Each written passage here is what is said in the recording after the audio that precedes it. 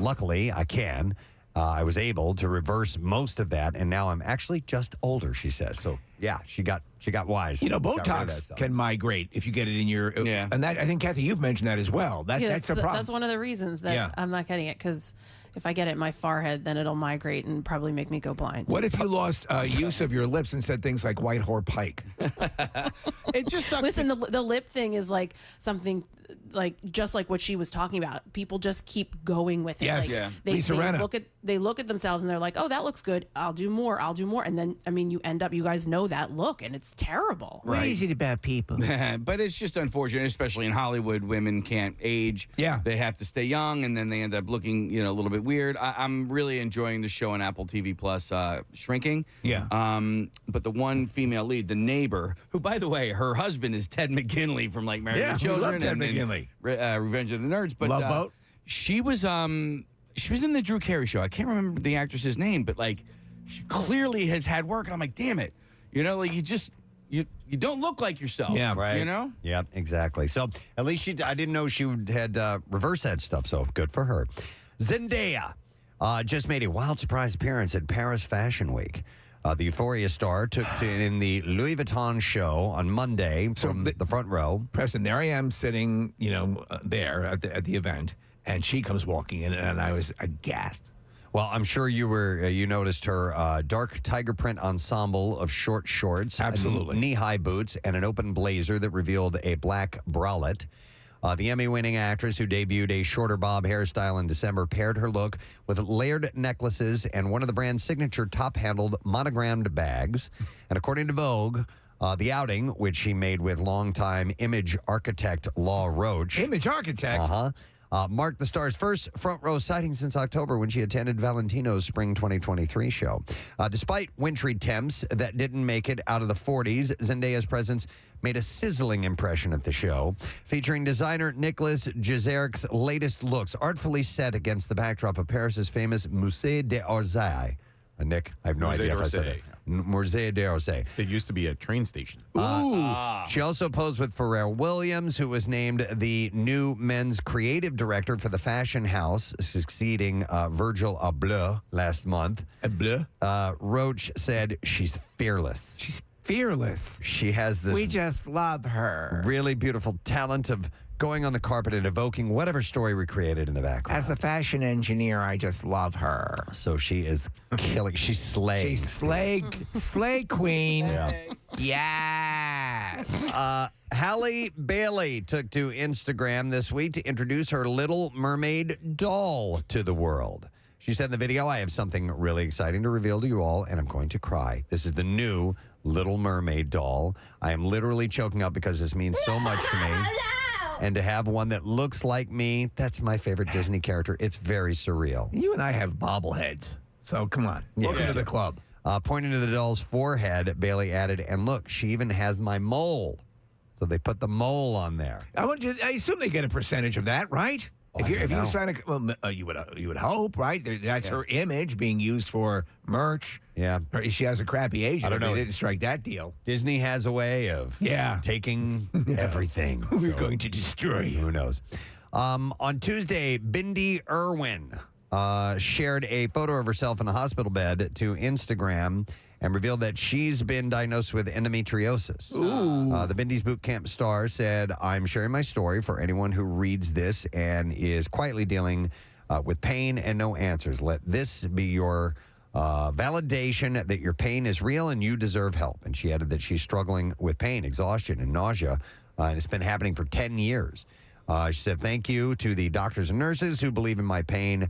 I'm on the road to recovery, and the gratitude I feel is overwhelming." That's some heavy-duty stuff, right? Yeah.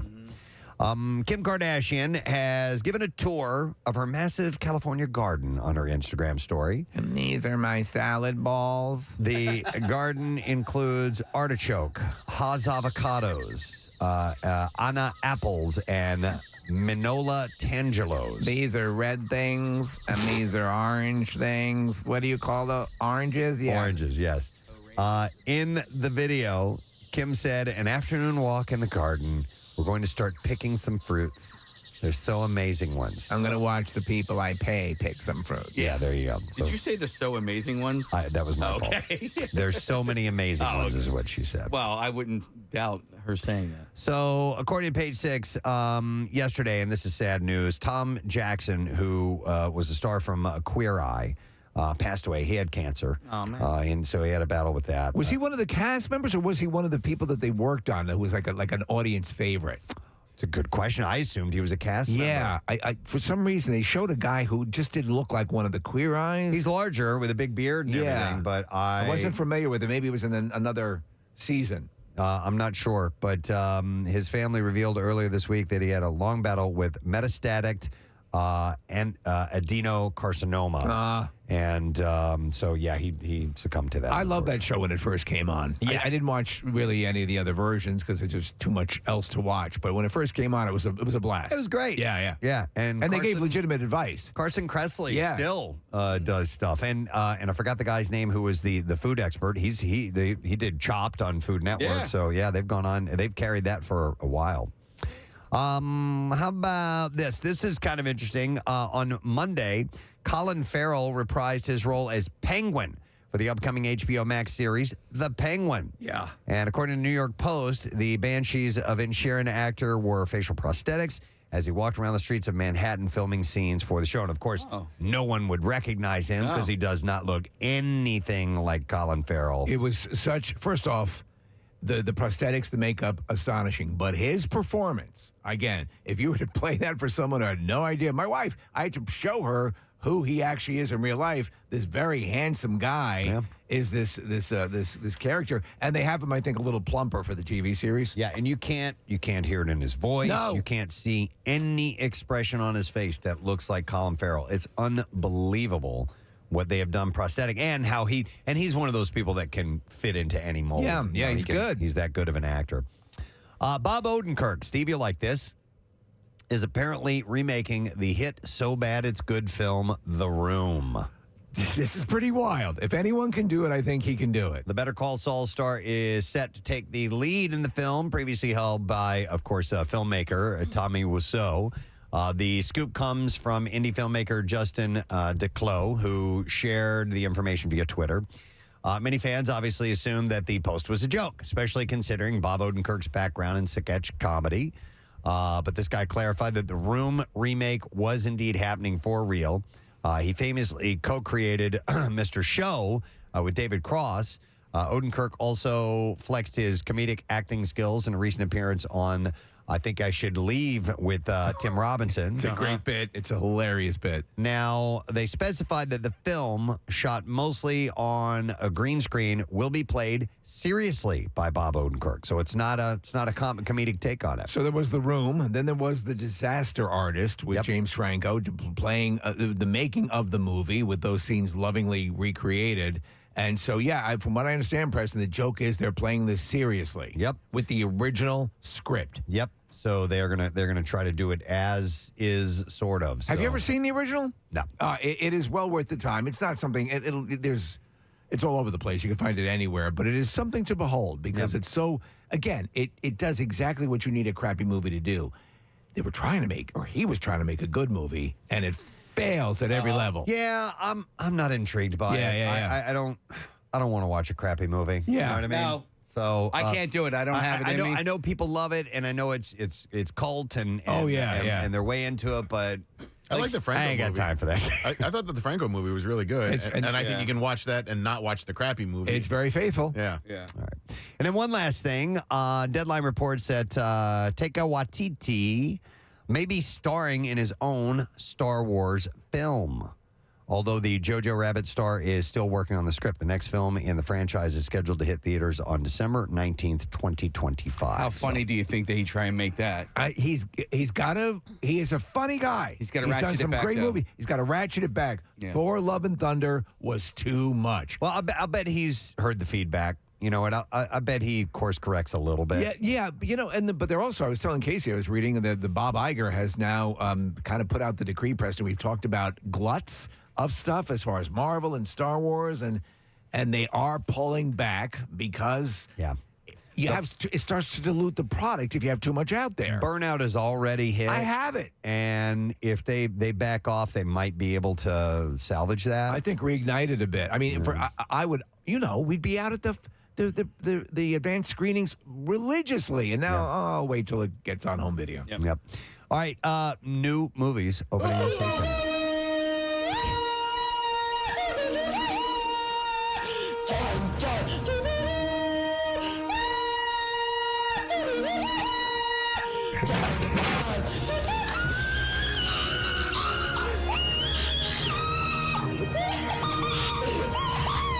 All right, opening this weekend, Scream 6 hits theaters. It's a horror mystery thriller, and it stars Jenna Ortega, Melissa Barrera, and Courtney Cox, among others. Following the latest Ghostface killings, the 4 survivors leave Woodsboro behind and start a fresh chapter. It's 2 hours and 3 minutes long. It is rated R. Wide theater release today. Rotten Tomato score, 78%. It's getting very good reviews, and they're saying also that, again, it's and Marissa pointed this out, it's more thriller, but it's also more brutal, apparently. So, and Jenna Ortega in the cast at this point, can't do better than that. Yep, you're hitting while the iron is hot. All right, and then Champions also opens this weekend. Stars Woody Harrelson, Caitlin Olsen, Ernie Hudson.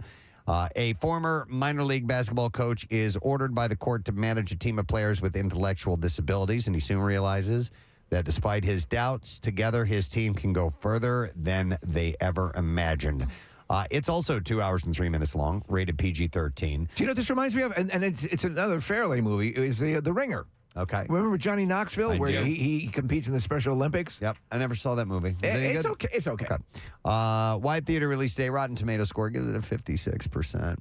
And then finally, the movie 65 opens. It's a sci-fi adventure. It stars Adam Driver, Ariana Greenblatt, and Chloe Coleman. After a catastrophic crash. White whore. It's the next word I can't get out. After a catastrophic crash on an unknown planet, pilot Mills quickly discovers that he's actually stranded on Earth 65 million years ago. And now, with only one chance at rescue, Mills and the other survivor, Koa, must make their way across an unknown terrain riddled with dangerous prehistoric creatures in an epic fight to survive. Running time, 1 hour and 33 minutes. Rated PG-13. Wide theater release. Rotten Tomatoes score, 30%. All right. Well, it's a departure from the original plot, which was simply about retirement age. Oh, yeah. That's different, you know. All right, and then we have clips. Ooh. From getting divorced to being extremely Italian to going undercover, Adam Driver takes on a time-traveling role in the new film 65, which we were just talking about. In this clip, the star talks about immersing himself in a role. The best way I can describe it is like changing time zones. You go to, like London, you come here and your body hasn't really adjusted to it. When you're doing a character for 14 hours a day for 4 months, even without you wanting to, it just kind of takes over your biology. I don't give a 65 is in theaters now. I kind of want to see it. Next clip. Jenna Ortega is hanging up her Wednesday braids and returning to the big screen for Scream 6. And here she talks about her character's development in the movie. It's so interesting because we kept talking on set. It was the first time I had been on the Scream set and I wasn't screaming and crying and on the floor. So we kept saying, oh, well, now she has a personality. Oh, now she's like an actual individual and not some crybaby. I want to see you naked. Love her. Love her. Scream 6 is in theaters everywhere today, by the way. There you go. Your last story in the Entertainment Report this morning. Glad you're joining us today, friend. We have some exciting things taking place. A couple of guests on the program. Greg Fitzsimmons, the Fitz dog, is going to be at Helium Comedy Club. Is going to stop in a little bit after 8 o'clock. Comedian Phil Hanley is going to be at Punchline. We're going to talk to him in the 9 o'clock hour. But before all of that, we have an announcement to make concerning our trip to Florida for spring training, which is a week from today, by the way. We'll actually be leaving a week from yesterday to fly down and get ourselves set. But there's an added component to this, and we're going to reveal that information coming up right before the Bizarre File. Or right after we do the first Bizarre File, we will roll out all of the details. We're excited about it, and there's something in it for you. Yes. We'll have all of that, too. So let's take a break. Let's come back in a second, continue our No Sad Bro Friday morning. We will be right back. Preston and Steve on 93.3 WMMR. MMR rocks with Our next guest Twitter account, and he's got a tweet from Ryan Reynolds. Yes. It says, excited to see the Snyder Cut, but ahead of its debut, and with the aid of a good amount of aviation gin, tonight at 6 p.m., I'll do something I've never done. Actually watch The Green Lantern. Happy St. Patrick's Day. That was sent to Zack Snyder. Ladies and gentlemen, we're very fortunate to have this gentleman on. He was gracious enough to give us this wonderful interview at the Camp Out for Hunger. It was fantastic. So cool. And we're stoked on the day that this big event that we've long awaited, that he is joining us this morning. Is very, very cool. I mean, the stuff that so many people thought would never happen, and here it is. Please welcome Zack Snyder to the show this morning. Zack. Hey, guys. Hey, how you doing, man? Doing great. Doing really great this morning. It is an exciting day for a lot of people, including, most of all, you. And the first question I want to get into, Zack, is just to remind everybody, how did this come to be? Where did this idea start that this movie needed to go back and be redone and added all this extra footage? I think it was fan-based, was it not?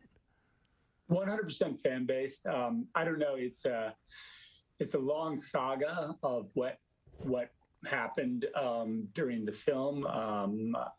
People might not know that the original Justice League that was released in theaters, that I've never seen the movie. I left the project due to a family tragedy that we had, and so I never completed the film. They brought in another guy to finish it, and they made a couple of changes in my absence, and so. I guess there was a hashtag that circulated called "Release the Snyder Cut," and that hashtag started on November 17th, 2017, which is the day the movie was originally released. Wow! There was a guy who walked out of the theater and just went like, "Nope," and tweeted that. And since it's been tweeted millions of times, the studio finally was like, okay, well, I guess we have to do this. It's miraculous. Yeah. It is a miraculous thing when you stop and think about it. So the actual release itself, Zack, the actual movie, that it's in existence the way you originally envisioned it, but now the story of it has become Hollywood legend as well, how this actually was executed. So something that I'm sure would have to frustrate any artist and any guy, and I consider you a visionary. Preston and I, we all love your work. I mean, we're massive fans. And to think, okay, I guess I have to cast that one into the dustbin of, and then to be able to go back, and then you're getting things like IGN saying Zack Snyder's Justice League is a vindication for the director and the fans that believed in his vision. That's got to be awesome on this day to hear stuff like that. Yeah, it's really cool. And just the fans have been so amazing. Our big cause is suicide prevention and mental health awareness. And, the fans have raised now $600,000 just, in the little fan community, because every time they did an activation, like if they bought a billboard, half the money would go to AFSP and the other half of the money would be like a billboard, or like whatever they do, half of the money goes to, AFSP and, for suicide prevention and mental health awareness. And it's just an incredible, I've said 100 times, like, well, if there was no movie, what the fans have done is incredible, especially during this pandemic where, there's a lot of people suffering, through some hard times, on top of the, this virus, there's also just the impact on all of us as people.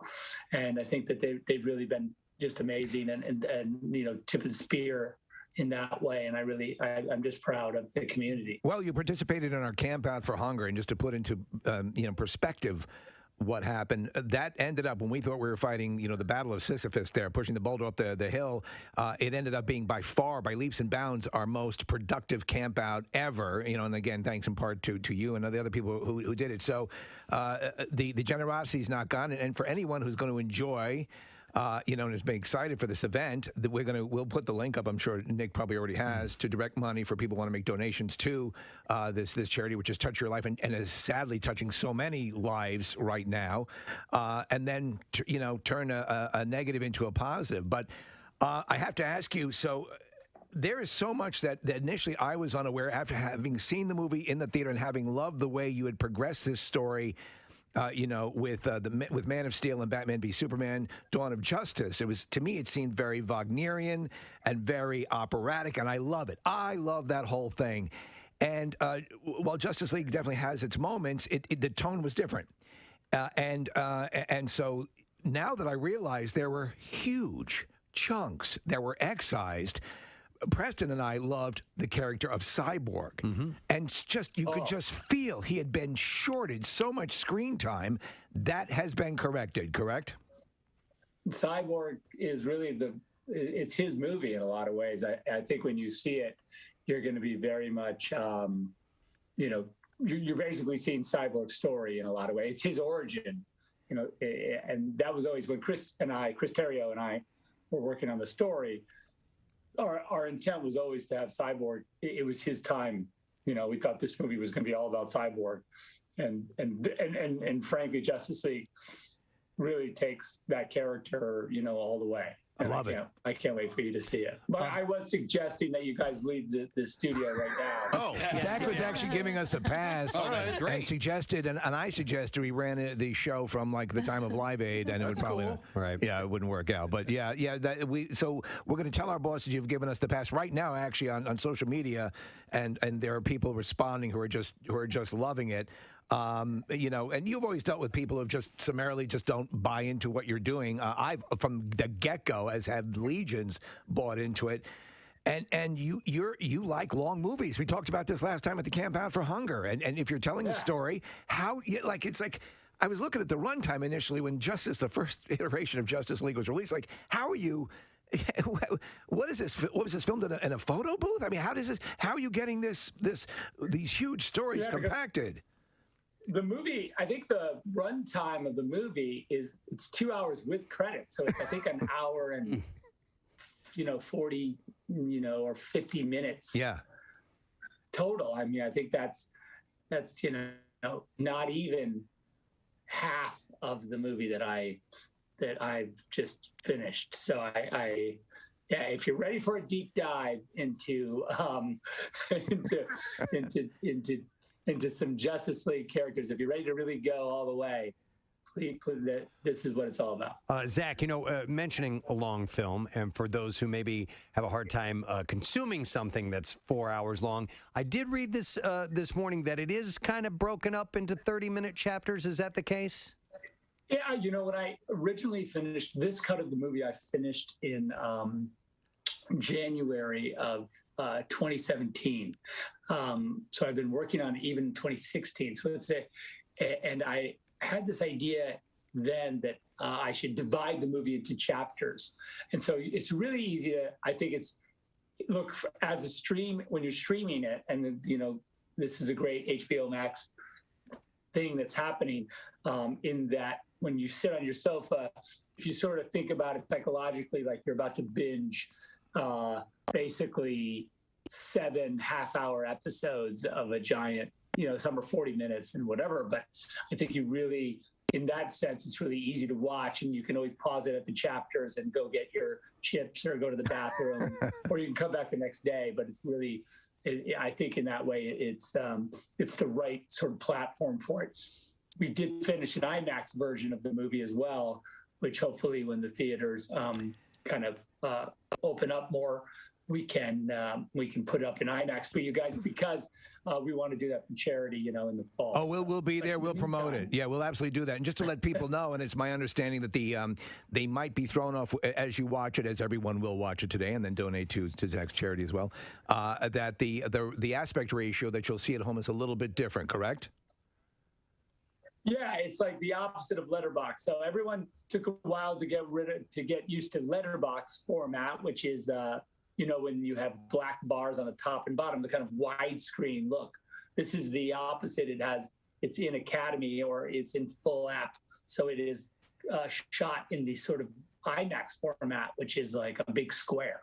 So you'll have some bars on the sides of the screen. So don't worry about that. That's part of it. I was seeing side by side comparisons, and I love from you see more stuff going on. You need to see the bat signal. Yeah. Obviously, I have my Batman here with me. But I mean, the fact that all of that is going on, and just the color changes that you've done. Steppenwolf got a badass makeover. And I mean, with what you did, and HBO Max gave you some money, but what you've been able to do, and I've just seen stills, so I'm very excited. But everything looks fantastic. Cheers. Yeah, you're going to get to see Darkseid. I don't know if you know anything about DC. Darkseid he's the King Daddy bad guy of the DC universe, and he's not messing around. He doesn't play nice. He's just here to mess everything up. Yeah, and mess every single thing up. All right. Let's hope that Justice League gets it together. Don't give it away. So with that, I'm saying I hope. Okay. Are there other actors who were initially on the cutting room floor that are now getting their treatment in this film? Listen, I don't know 100% because, as I sauld, I haven't seen the theatrical cut. I might have to do that analysis. But I do know that Ryan Choi, the character of Ryan Choi, who would eventually become the Atom, his character was cut. And Kirstie Clemens, who plays Iris, she was cut. So anyway, she's in a sequence. Mom. She's in a sequence with the Flashes. Gets a lot more time on the screen. Ezra Miller. We know there's a new Flash movie that is in the works. We get to see a bit of what the Speed Force concept looks like, which is very cool. Sure. Cyborg's dad, Silas Joe Morton, we see a little bit more of him. And what I love is that Steppenwolf has a really amazing arc. Yeah, sorry. No problem. WMMR. All right, thanks, Kat. I think since it is Friday, we should probably clean out the junk drawer. That's part of something that we do before we get into the weekend. And I got a lot of things to talk about this morning. Number one, it's not really part of the junk drawer. We have an announcement coming up right after the Bizarre File, so you don't want to miss out on that. But I do see this little item here. By the way, it sounds like you're actually going through a junk drawer. Doesn't it sound like that? Like if I were to close my eyes, I would say, Preston must have some sort of cabinet over there. And in it, I found out that today is Mario Day. What? Mario Day. Yeah, we celebrate Mario Day, and here's why Mario Day is March 10th. And I did not know this, because if you write out M-A-R, as in the month of March, and then 10, it looks like Mario. Yes, it's just that stupid. Wow, yes. That's crazy. It was Mario, by the way, was the game was released initially by Nintendo in 1985, but Mario actually appeared in Donkey Kong. Yes, that's right. In 1981. He's the main character in the game. Did you immediately take to Mario games? I did, very much so. Man. I was back in the arcade days. Donkey Kong was my game. It was absolutely my favorite. And then they came up with a Mario Brothers cabinet game, and that's where Luigi was introduced. Right. And I was like, well, this is really cool. This is a take on Donkey Kong. I mean, there had been Donkey Kong Jr. and a couple other things that they had come up with, but yeah, I was immediately on board for the whole thing. It was my first, I would say, addiction.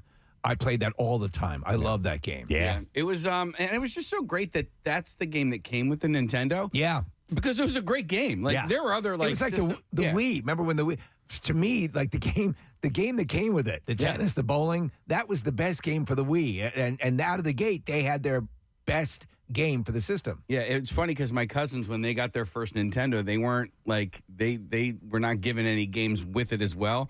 And they had to, it was their parents, this was their choice.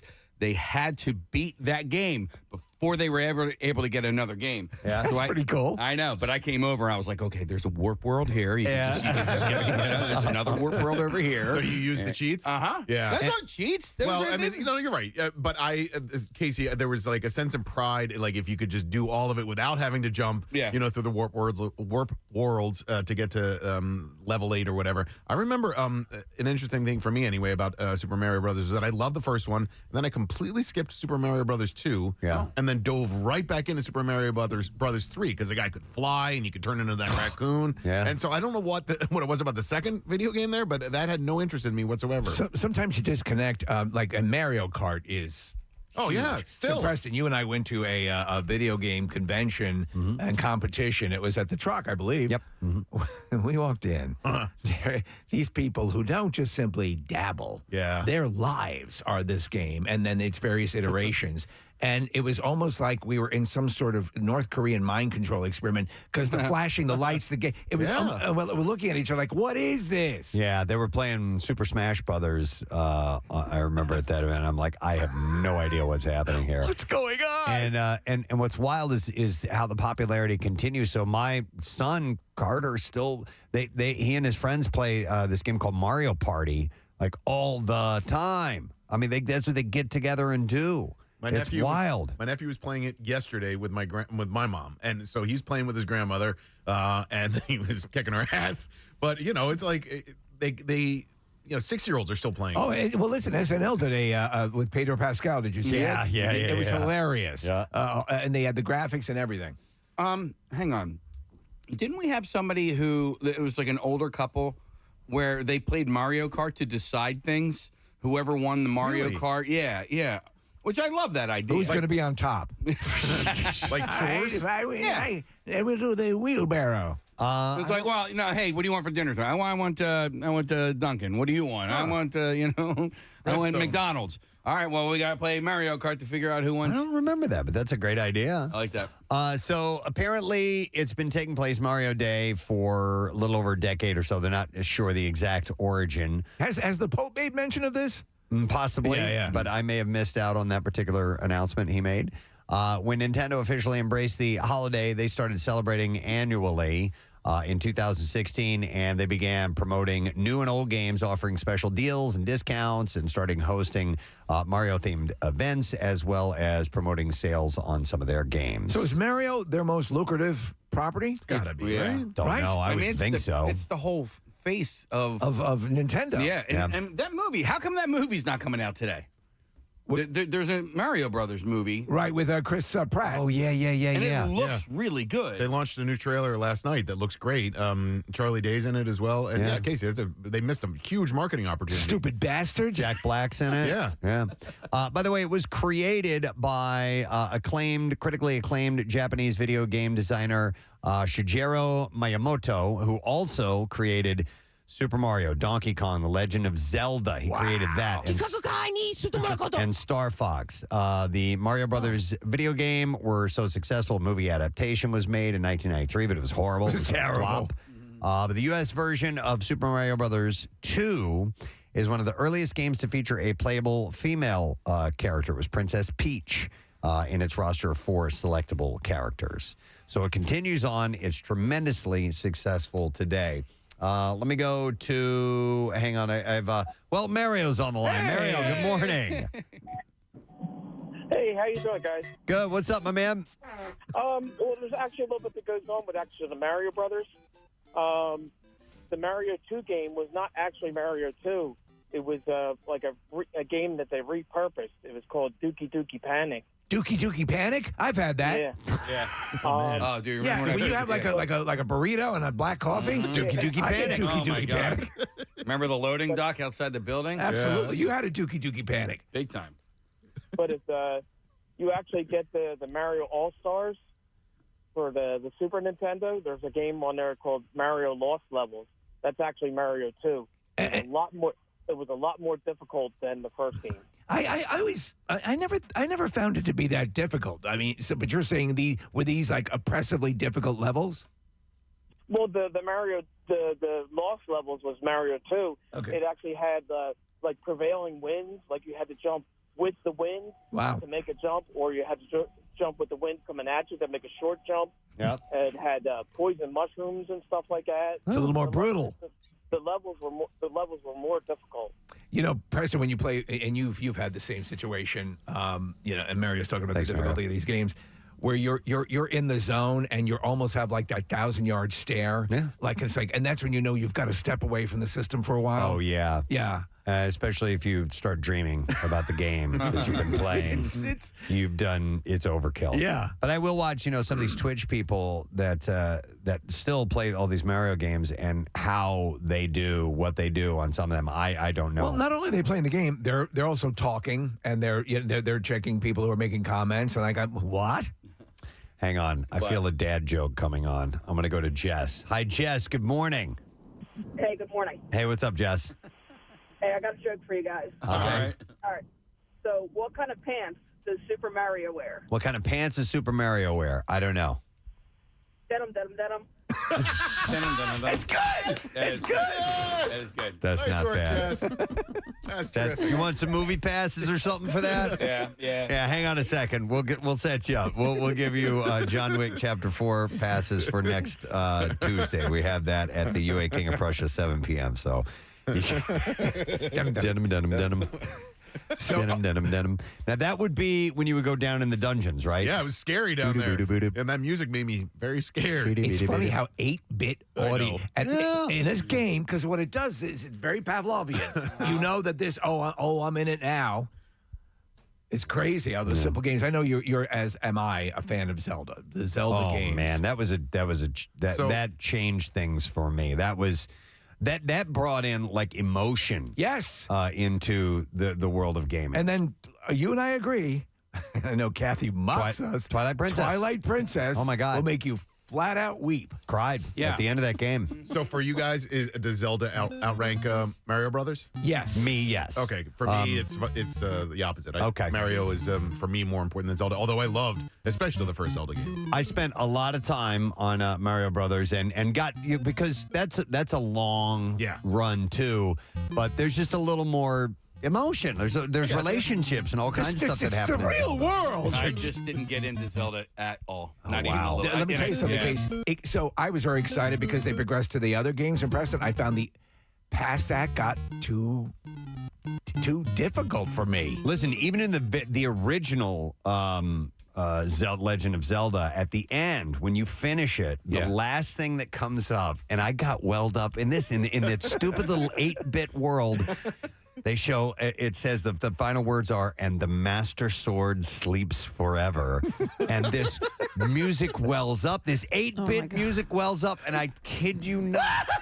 Yeah. I know. A blummering child. In Twilight Princess. And I'm like, my wife, I think, she was laughing at me because it's like, you don't understand. Yeah. Exactly. No, we don't. No. You can become a wolf. Kat, did you game at all? Any games? I did. Mario, Sega. Or Sonic, or whatever the heck that was. Sonic on Sega, yeah.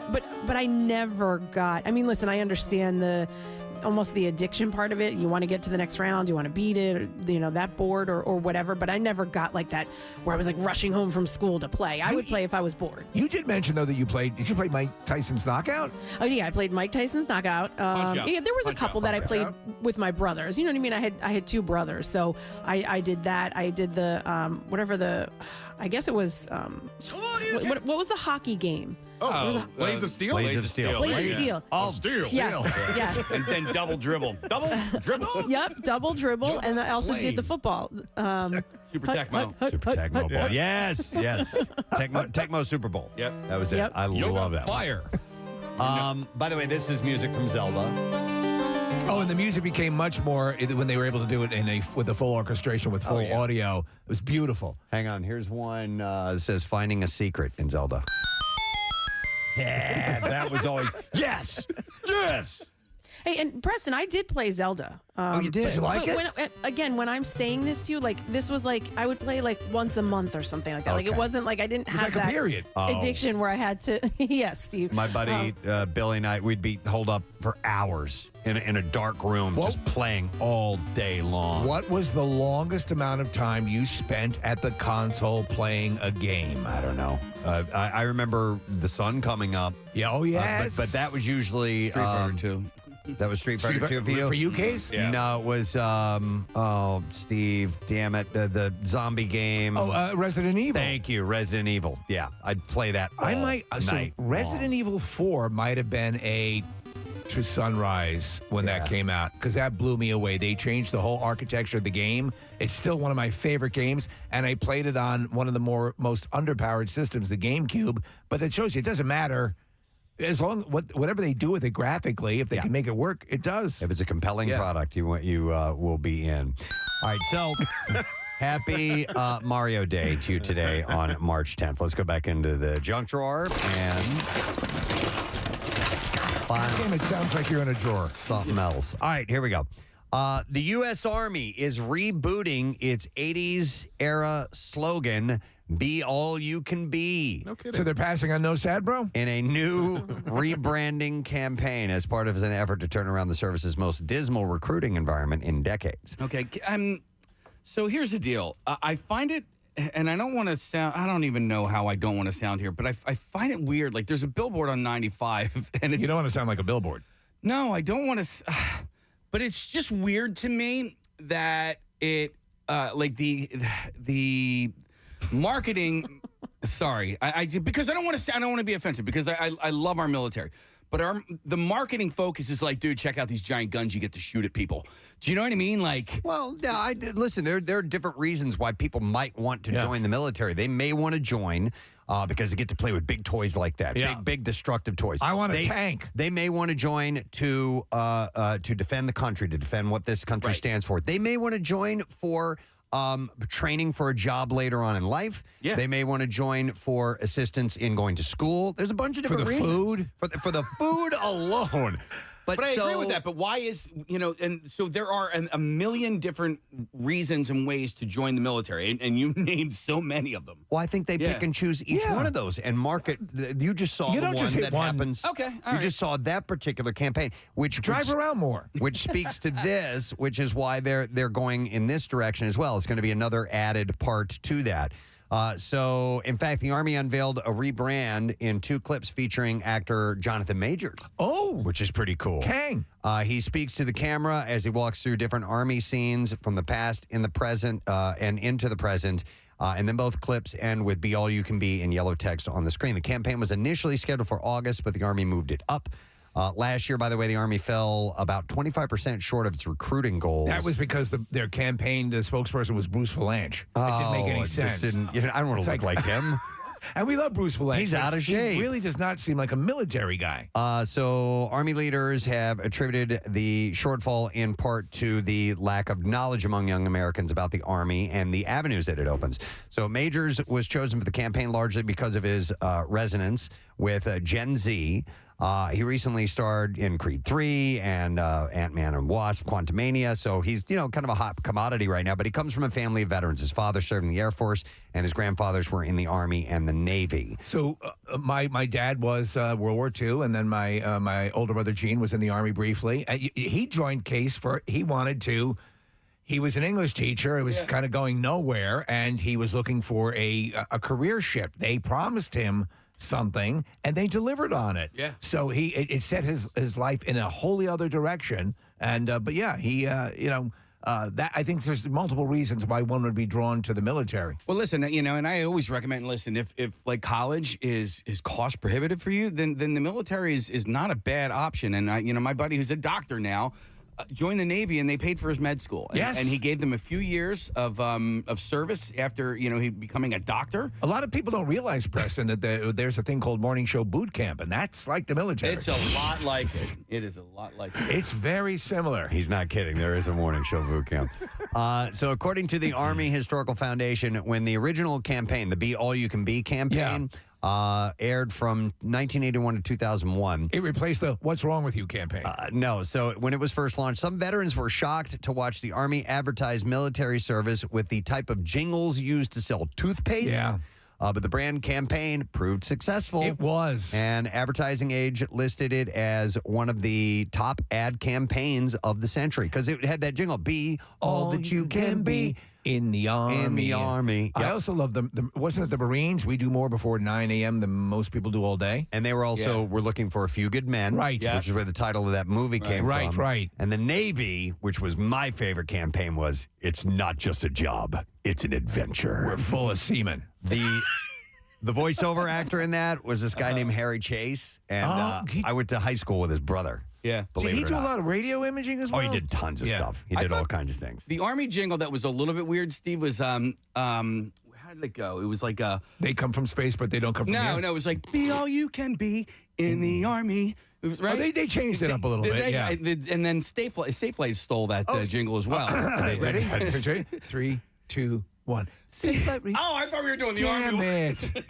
Man. You guys need to rehearse. That's We it. do. We didn't rehearse. We got to rehearse cancel all our there. gig in the Catskills now. We'll fix this in post. Don't worry.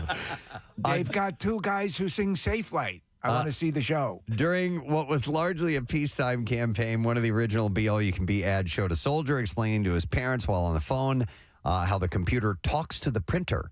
And the narrator says, and the computer training you get is yours forever, before showing the number to call to enlist in the Army. There's a great, they had a campaign that I thought was actually really good, where it was a concerned parent about, why do you want to do this? And you see the person applying the skills they learned in a real world scenario, and then it makes sense. But yeah, they're really fighting an uphill battle now because not a lot of people are signing up. So and this was a home run. Why not return to it? I was wholly, I was fully sure that I was going to fail out of college. I just, my first 2 semesters there were really, really sketchy. Was this in the back of your mind? And it was almost like a punishment to myself if I didn't make it out to those first 2 or 3 semesters, that I was going to either join the Army or the make Marines. commercials to get people to join. No, because Steve, I felt like I needed the discipline. Yes, And so that's people, happened. I think some people do it strictly as a challenge to themselves as well. I mean, there's a number of reasons people join the military, but I think that's one of them. Yeah. That they may go, you know what? I need to whip my ass into shape, and somebody needs to kick my ass to make it happen, they do that. Who's the guy who is I think he's recognized as the most physically fit man of all? And he's a Navy SEAL. He's a motivational speaker. Do you know what I'm talking about, Nick? He has a book, and he did a TED Talk. And Is it me?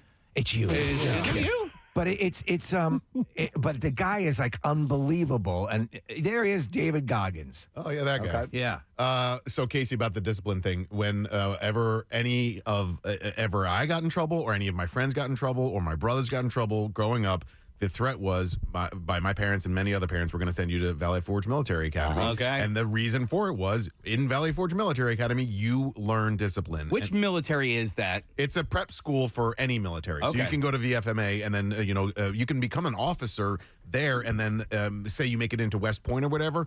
It sort of gives you a leg up before you get to another military college. You might think that, but I know one of those people that was sent off to military school, didn't do squat Yeah, for him. listen. I mean, It's not guaranteed. He played by the rules while he was there. Yeah. Yes. But when he was done, it did not change his life one bit. Sometimes you get so much discipline that you don't know how to then act when you get out in the real world. Well, look at Gary Lauer. He's for 8 years in the Marines. Right?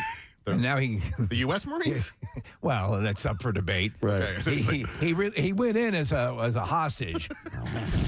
By the way, Their here's the newly jingle. formed hostage program. Here's the jingle. All that you can be. Like Hanley. Get an edge on life. In the Army. I had 3 testicles. He's like the MGM Lion. One more time. All that you can be. Like Hanley. Get an edge on life. In the Army. I had 3 testicles. He turns to the camera. God. I thought they wanted to recruit people. Sign him up. Oh, my God. All right, go out further. Go. He's in the firing range. Go stand next to that missile. Wow. Out here. Keep backing up. Further. A little further. I'm afraid. Keep going. 6 more steps. Why does my shirt have a target on it? You see the red laser show up? All right. God bless Gary. God bless him. All right. Wow. Yeah, one more. One more thing, and I got to make it kind of a quick one because we need to stay somewhat on time here, and I want to make it a good one. How about, let's go with this one. The winner of last year's, the question, of this column or this article that I saw says, what do you buy when you win $1 billion? It's like $1 billion. The winner of last year's record $2.04 billion Powerball prize made his first big purchase. Edwin Castro spent $25.5 million on a 3-story, 13,000 square foot home in the Hollywood Hills. Preston, this is one of the times where when I was watching the article, because a lot of times I'm going to buy like a couple of wheelbarrows. I said yes. Yeah. This guy, and he bought a gorgeous house. I mean, we're talking about $2 billion. Yeah. So 25 mil. Yeah. That's I'd only piss on that. That's a little over 2% of his total winnings. Yeah, and and his neighbors, Preston. Do you have the list of his neighbors? I don't. Yeah, so he's Jimmy Kimmel's next door. Yeah. and he's really in a great house in a great neighborhood, and he's got Kathy. The view of the Los Angeles sky. I mean, stuff you see in like movie posters. You know his neighbors will hate him. Oh, they're going to hate his guts. He's a lottery He's going to winner. be the Clampets. Yeah, totally. Yeah. Well, was he just like a normal guy? Yes. I'm sure he was. I mean, and you're talking about not necessarily old money, but maybe earned money by the people around there. And here comes dude who bought a ticket, and all of a sudden dinners on the pool table, Preston, with the using the pool cues as pot passers. Yeah. But look, here's the pictures up in the studio here, Kathy. If you, I can't say. I know. It's gorgeous. Look, but it is a gorgeous house. Trust us, Kathy. It looks amazing. So the listing promises a vast array of luxe amenities and exquisite finishes, including a gaming room, a movie theater, a fitness studio. And so he dove right into And buy Wi-Fi. this. And Wi-Fi, too. Wow. It's free if you're a guest. Preston, I did you say at the beginning, was he the sole winner of this lottery? Yeah. Wow. Yeah, $2.04 billion. Oh, my God. Which, by the way, the 04, the 4 in there, that's $40 million. All right? So just to give you some perspective. I know, it's astonishing. But I was so glad to see this purchase, because this if you're going to get that, you're going to be obviously set multiple lifetimes over. Go for it. And he did. How long before we read about this guy losing it all? Dying in a cocaine overdose Right, or something like that, or losing it all. I mean, just because excess. I mean, you have more money than generations of your family. In fact, the entire history of your family all put together wouldn't total that money. You know what's going to happen? His pet panther will kill him. Right. Something like that. But that's huge, man. It's one of the things, and we've talked about this many times, that I love about buying a lottery ticket is fantasizing about getting a place like this. This is an actual realization of what is possible. But God, what were the odds on that one? How old is this guy? I don't know. He's 11. 56? I think he's 56, yeah. Oh, good for him. He bought it at a gas station in Altadena. Like, Casey, there's a great photo of the guy that owns the gas station, and they also get some money off of it as well. They're So- his neighbors now, Nick. Yeah, they moved into to the shack down the street. Wow. Wait, and I'm just reading that he got sued. Did you guys see that? Yeah. Oh, is that the guy? Yeah. By somebody who claimed that they were a winner as well? Yeah. I think that's sort of a reflexive thing with any one of these. Someone comes out of the shadows and claims that they're owed part of the money, or I think that's just a standard procedure. Oh, wait, I can't find it now. It was something about a number. Well, you have to guess a couple of numbers. A lottery number? Yeah, it had to do with the number that he picked the number or something like that. Oh, come on. Always. All right, anyhow, that's it. We're gonna close up the junk drawer, folks. Thank you for allowing me to point out a few things. There's only 3 items, but it did make some room in there. We do have some guests on the program. We have an announcement to make as well, and we are going to do that right after we go through the bizarre file. So we're going to take a break. We'll come back in a second. We will get to the B file. We will have that announcement. We think it will make you happy. It's certainly making us happy. And then a few guests on the program as we go through a No Sad Bro Friday together. Preston and Steve on 93.3 WMMR. It's been over 6 years. I guess from what I understand and what I've read is that Steppenwolf comes off more as he's just trying to please his boss, and is that correct? There's a family issue. Yeah, he has a lot of. I mean, Kieran Hines, who voices him, is amazing, and I think brings this amazing gravitas, and I would say, frankly, he brings a lot of sympathy to the character. I mean, I know it's hard to believe that you might feel sympathetic toward this big spiky monster from space who's into world domination and has a giant axe and it's just basically chopping everybody in half. But he's got his own problems. But that's what you need. To me, I've always hated a villain. And I've said this countless times on the show. A mustache-twirling, one-dimensional villain does nothing for me. A villain that you can slightly understand the impetus for is far more interesting. Oh, yeah. No, yeah. 100%. So I wanted to ask and double back to Ray Fisher because I was reading something about him. For those who don't know, he's the one who plays Cyborg. Actually, he's from the area. Yeah, he is. We spoke to him years ago. He apparently has had a great reaction to the Snyder Cut. I read this morning that he absolutely loved it. Now, he had his issues with the replacement and its controversies, and we won't get into that here. But how does that feel to you to know that he's happy with what he's seen? Well, Ray's a buddy, and I just when I hired him and when we started this process, it was really, to me, it was all about honoring the character as best I could. And anytime an actor sees the movie and is moved by it and enjoys it, that's for me the ultimate, the ultimate in vindication, and it makes me super happy. So I'm glad that Ray got to enjoy it. Cool. And I saw that video of him where he's just going nuts. So he watched it in a hotel room too. Apparently, it was Yeah, not the best viewing experience, but you can see that if it plays in a hotel room, it'll play anywhere. Hey, Zach, I wanted to ask, first of all, I wanted to thank you for joining us today because I know today's a huge day, and I'm sure everybody wanted a piece of you.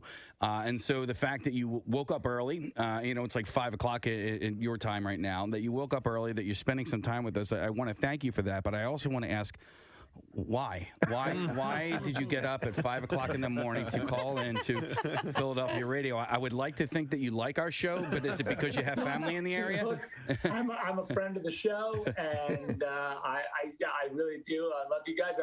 Whenever I get a chance, if you guys, when I see the text arrive on my phone, we're doing a show, you want to jump on? I'm like, let's go. Hey, I have a question. Since we're doing this via Zoom and we can see into your domicile there, do you play piano? My kids do. Okay. All right. Play. The's a piano book behind you and a piano. I was going to have you tickle the ivories there for us a little bit if that was the case. By the way, if I could, I would jump on. I would play a little, I don't know what, but I'd be, and sing, of course. Speaking of music, though, just to bring up this point, everyone's raving about the new music for the film, and explain what happened. Junkie did this again when I left. Junkie XL, who does the score, they replaced him as well. And then when I came back to finish the movie, Junkie, I called him and I said, "We're doing the movie. We're going to finish it." And he was like, "What?" And I said, "Do you have any music left over?" And he goes, "You know what? I'm going to do it all from scratch. I want to start over."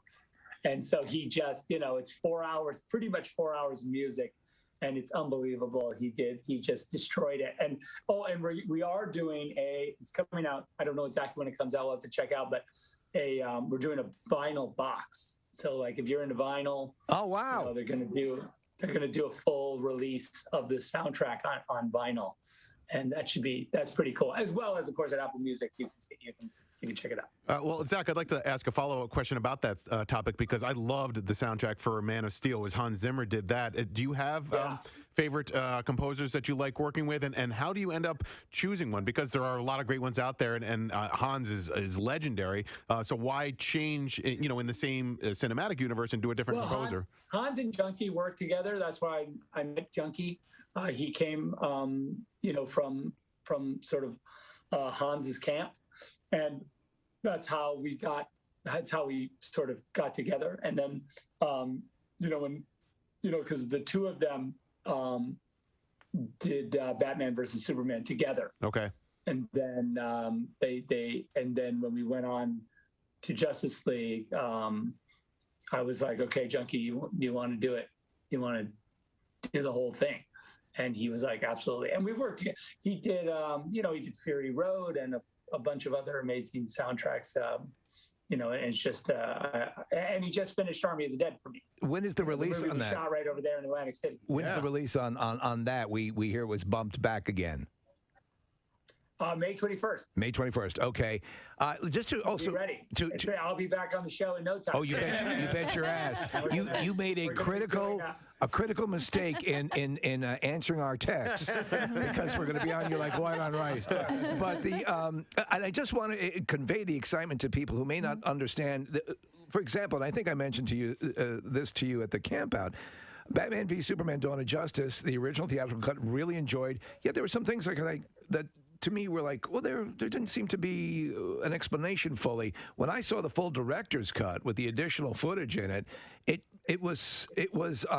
took greatness and made it even better, because to me, all those things are filled in. To know that you've had this ability to go back and add in those little things, and I don't want to spoil anything. I had to do a little research, so I know there are a couple of new characters that make appearances that are going to rock fans' worlds. So yeah. So are you kind of like a guy who has the ultimate gift to give someone on on Christmas or whatever, and now you can get to see them unwrap it and get the reaction? Yeah, I mean, that's a cool way to look at it. I hope fans take this opportunity to really, and I think if you haven't seen Justice League, at all, then I think this really represents an amazing opportunity to just kind of go deep into a world, and excited that people are going to get that chance. All right, so what other press are you doing today? I know you have a watch party, so maybe you can talk a little bit about that, but where else can your fans catch you today? Yeah, there's a watch party. I don't know if it's live, but I'm doing a thing for 300, weirdly, with Stephanopoulos,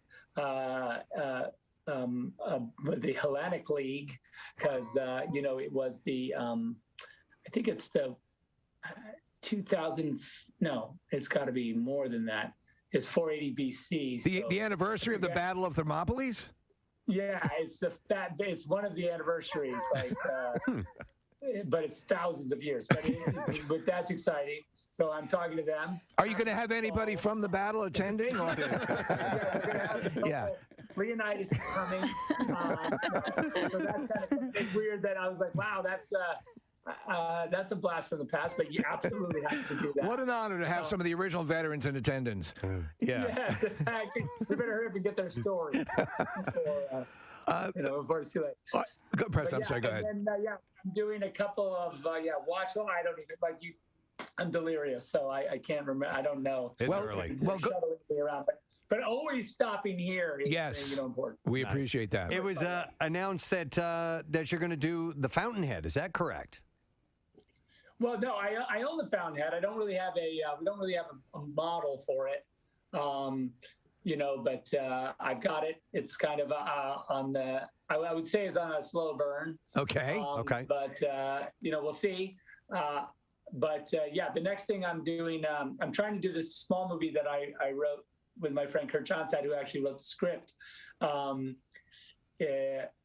called Horse Latitudes, and it's a movie that we want to just go shoot in South America, with two guys, and it's like a real sort of micro budget movie, and then that's got to be refreshing. That's going to have to be. Yeah, that's like just want to go a complete diversion. The actors, you know what I mean? So that's fun. Cool. What does this mean, just quickly? You've got this. The reaction so far has been tremendous. Everything sort of stopped for the Snyderverse. Do you think HBO Max? Do you think we are seeing perhaps the potential for allowing you to complete your longer game in this? Listen, I mean, I don't, that's not necessarily. I didn't make it with that intention. We did make the movie. Yeah. With the when we originally filmed the movie, we assumed there would be two more movies. That's kind of how the movie's made. There's a cliffhanger at the end, and I know it's rude that there's a cliffhanger for a movie that may not get a sequel, but it's just the way it was constructed, and I wanted to do it exactly as we had talked about. So, look, I didn't think I'd be sitting here talking to you guys about this. Yeah. So, you never know. Stranger things have happened. So, All right. Well, I don't know if we talked about this or not, but Army of the Dead is going to be released on May 21st, and I don't know if we talked about where is it going to be released. I don't know if we. That's on Netflix. It's Netflix. Okay. Netflix has been amazing. You are going to get, trust me, you will know where Army of the Dead is playing and what it's about. Netflix does not. They do not play. They like to advertise. Yeah. You trust me. And the trailer, I saw it. coming really soon in April, like right at the beginning of April, like I think middle-ish of April. And the new trailer is just it's a butt kicker. I don't want to say the A word because I know on the radio. You can say ass. Yeah, and I would say ass kicker. Well, then it is a ass kicker. I do want to thank you again for joining us this morning, and then also I want to thank you because when I was texting with you the other day, my son was next to me, and I go, "Hey, I just got a text from Zack Snyder," and he was like, "No way!" And so I looked really, really cool, and he was like, "Tell him I said hi. I'm a huge fan." So I did, and then you texted back, and then I promised him I would say this. He said, "You have to put a character in your next movie whose name is Seamus, because that is his name." Oh my so God! there you go. There we go. It's super Seamus. Yeah. Oh my God! My son's name is Ben. If you want to toss that in. No. Leave Zach alone. Soon he's going to be doing shout-outs. Yeah, right. Well, listen, Zach, thanks again. It's a big day for you and also for AFSP, like you said. People bring awareness to that and suicide prevention and getting therapy and for people who need it. So we appreciate the time. Yes, Casey? Yeah, we do have information about that on our website. Okay, yep. It's located. That's If awesome. you'd Thanks, like to guys. donate, you can. Thanks Our for pleasure. bringing that up. Great to talk to you, Zach. Good luck with everything. Congratulations. 33 WMMR. Hey, Froggy, hit it.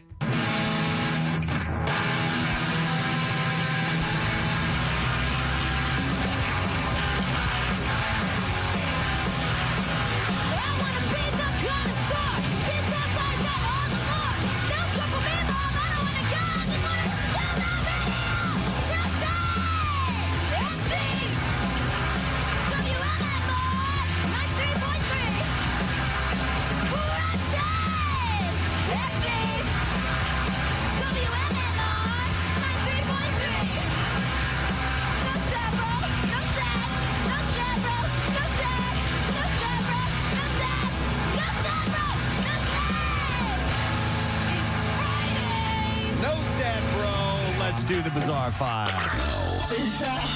WMMR presents Preston and Steve's Bizarre File. Brought to you this morning by What a Crock. Delicious home-cooked meals designed for your slow cooker and shipped directly to your doorstep. No press, mess, or stress required. Let me try that again. No prep, mess, or stress required.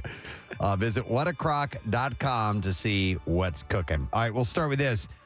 Tale of survival, man. An elderly man survived on croissants, candy, and biscotti for nearly a week alone in his car, stuck in a snowbank on a desolate California highway. And he's 81 years old. Well, initially it sounded like this. He was trapped in a stationery store. Yeah, no, it was in a snowbank. And Jerry Jarrett is his name. 81. Oh, man. Set out from his mountain house in Big Pine, California, February 24th to return to his family home in Gardnerville, Nevada, just about 3 hours away in good driving conditions. Where's Neumann? According to his grandson, Christian, Jarrett thought that he could beat the impending snowstorm, and he was wrong. During the drive, Jarrett accidentally veered onto a smaller road, and his SUV became stuck near Gilbert Pass. Temperatures in the area dropped from the mid-30s to the teens overnight.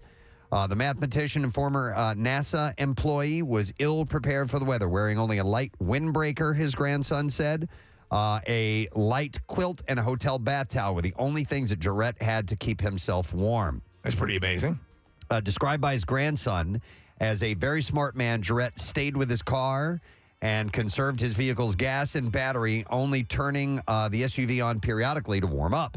Roughly 3 feet of snow fell during the series of storms that pummeled the state over the course of the week. Jarrett survived by eating the few snacks he had in his car. He rolled down his window occasionally to eat snow. And midway through the third day, his car battery died while he was rolling the electric window back up, his grandson said, and that remained open a few inches for the duration of his unfortunate adventure. My dearest love, I've always cherished hookers. Wait, what? What? Jarrett's SUV was partially buried in the snow when he was found on March 2nd. A cell phone ping identified by a California Highway Patrol team helped narrow the search area. That's amazing. And once the weather allowed, helicopter crews were deployed. As one team headed to refuel, the pilot spotted something he initially thought was a large rock. A closer look revealed it was a vehicle, and the pilot spotted an arm waving out of the small opening in the car window. Yoo-hoo! The sheriff's office said the CHP crew loaded him on board, transported him to an airport, took him to a hospital, and they discharged him from the hospital later that evening. Like, he was fine. He went home and choked to death on a croissant. The irony. Jarrett it is ironic, isn't it? He was only in the hospital for a few hours, showed no signs of hypothermia, and the nurses, his grandson said, were in shock at how well he was doing. So it's crazy, man. He was taken back to his wife. They put him on a bus, and he got back to his Get home. out of here. Yeah. And Christian, where am I going? His grandson hopes that his grandfather's miraculous rescue serves as a warning to others about just how dangerous winter travel can be, especially when it's not something that you are used to. So that's absolutely. It makes you think, though, like how you would react in that situation. Like, I would have eaten all the snacks in the first hour. I would eat the old guy. And been crying that I was freezing. And he lasted all those days. It's amazing. You would look for ways to off yourself. I can't. Seriously. It's been 2 hours. It's not worth it. It's not worth it. No Wi-Fi. All right, here's another story with a happy ending. An 8-year-old girl from Washington State who had been missing for over 4 years following a kidnapping by her biological mother was recently found in Mexico. Aranza Maria Ochoa Lopez was safely returned to the U.S. in February after being located by authorities in Michoacan, Mexico, the FBI said on Wednesday. So an FBI agent said for more than 4 years, the FBI and her partners did not give up on Aranza. He said our concern now will be supporting her as she begins her reintegration to the U.S. No further information. The case will be released by the FBI. Imagine having your life that uprooted. I mean, everything's been turned on its head. Yeah, she was 4 when she was kidnapped in 2018 from a shopping mall in Vancouver, Washington. She was on a court-supervised visit with her biological, non-custodial mother, Esmeralda Lopez, when she was abducted. Authorities determined that Lopez had taken say it twice because it's so nice. Aranza to Mexico, and the mother was taken into custody in September of 2019 in Puebla, Mexico. The exact whereabouts of the child were unknown, but it's believed she was in Mexico. Lopez was sentenced to 20 months in prison after pleading guilty to second-degree kidnapping. They eventually found her, so that is miraculous. Yeah, that's pretty amazing. Remember the little girl, Dulce? I think was Dulce Alvarez or something like that. She was abducted from a park here locally, right? Right, and I don't think they ever found her, and they never found a body or anything. Like, that's what I think. I think she's in another country somewhere. Hold out hope, because it was just tragic. This is pretty wild. An airport shootout in Chile's capital killed a security officer and alleged robber Wednesday in what authorities said was an attempted heist and more than $32 million in cash aboard a plane from Miami. Around 10 heavily armed robbers were able to skirt security measures to reach a runway at the airport where a LATAM Airlines aircraft had $32.5 million in cash that was being transferred to an armored truck. There was a shootout between the would-be robbers and security officials that killed an employee as well as an alleged assailant. The other robbers fled. Two burned vehicles were later found nearby. So we assume this flight was solely for the purpose of transferring this money, correct? Oh, I don't know. I mean, like that was all that was on board? I'm not really sure. But they knew it was on board, obviously. Wow. And there's a video that shows a moment that the shootout was taking place. The attempted heist targeted the $32.5 million that was sent to be transferred to an armored truck and then to be distributed to several banks in South America. This was not the first time that the airport in Chile's capital was targeted. In 2020, thieves stole some $15 million from a warehouse in the airport 6 years after a similar $10 million heist. So there was a track record of people actually being able to steal that kind of cash and getting away with it. I know that $10 million, $10 million, $10 million, $10 million, $10 million, $10 million. Wow, $10 million. All right, and then we have time for one more, and that's it. A flabbergasted flyer says that Delta actually sent her 13 new suitcases after she complained that the carrier had destroyed her original bag. Is that the usual arrangement? Maybe it is. Giselle Rochford said on TikTok that the suitcase caper last week had accidentally overcompensated her, the airline did, by sending her an extra 12 pieces of new luggage. She now runs a luggage store in the airport. She said, I filed a claim. They agreed to replace it. Little did she know that Delta would be paying her back more than tenfold. She said, I got a notification that I received from packages, sharing a picture that showed 10 boxes stacked up in her hallway. The clip then cut to a photo of even more boxes in the back of her truck, as well as extra crammed into the side of the vehicle. I'm surprised they just didn't give her cash. So there were 13 Ricardo Beverly Hills bags. She said, I think they made a mistake. So one person postulated that the surplus was due to a computer glitch. It showed that it didn't go through, and they tried again and again. So that's a guess at the what same may have happened. Computer glitch that ended up losing the luggage got her 13 pieces of the same piece. Maybe so. Yeah. Yep. All right, and there you go. That is what I have in the bizarre file for you this morning. Before we get into the announcement, yes, there's a call I want to take, and I am going to go to Mike. Hi, Mike. Good morning. Mike. You guys rock and roll. Thank you, bud. I appreciate it. What's up, man? Do you like scary movies? Now, you may have no idea what the hell he's talking about, but those of you who have been watching our streaming on YouTube, you know, because in the background, throughout the course of this morning, Ghostface has been appearing, and this is in conjunction with Scream 6. And so we had Ghostface hold up a sign that says, be the first person to call and say, do you like scary movies? And you win something. So listen up, Mike. We are going to set you up with a prize pack for doing that. And it comes with a bunch of cool stuff: a tote bag, Ghostface mask, bucket hat, crew neck sweatshirt, tumbler cup, and mini poster, and $200 to boot, my man. Wow, that's great. So we're going to set you up, Mike. Hang on the line, buddy, okay? Sure enough. All right. And don't forget, New York, new rules. The next chapter begins as Ghostface carves out his place in the Big Apple. Stars Melissa Barrera, Jenna Ortega, Jasmine Savoy Brown, Mason Gooding, Hayden Panettiere, Dermot Mulroney, and Courtney Cox. And this will hit theaters today, by the way. It's getting very good reviews. With that, we have another one of these prize packs to give away. And we're going to do that is, all you have to do is text the word SCREAM. All right. To 39333, and you'll be in the winning to run you'll be in the running to win the same thing that Mike just won. Terrific. That full prize pack from Scream 6 and $200 on top of that. So do that now. Text word SCREAM to 39333. Our YouTube community was very, very happy that this was a YouTube-based contest. Yeah. A lot of comments on there, and it's really cool to see them interact. And they also think that it's Marissa in the Ghostface. It's not. Is it? Costume. It's not Costume. Marissa in the Ghostface. I just turned around and shook hands with Ghostface. Are you comfortable showing us your face, Ghostface? Here's the big reveal. Here it is. Right here. And- Hey! What's your name? Elena Mullen? Yeah. Walren. Walren. Yes. Can't hear my It's like walrus, but without the. I am the us. Walren. Yeah. Thank you very much. Thank you. All right. So we're going to set you up. Remember, text word SCREAM to 39333. I really liked it when she was on the chair behind Steve. She looked like she was 9 feet tall. She did. Preston goes, well, I thought you were huge. I couldn't see her legs from here, and I'm like, that person's wearing stilts. That's impressive. No, she was standing on a chair. All right, you guys ready for an announcement? Yeah. All right. Very excited about this. You know we're headed to Florida next week. Bean is so small. Wrong one. Oh my God. You need to start over. Yeah, do it again. Let's start over. Yeah, we got to start all over. Hang on a second.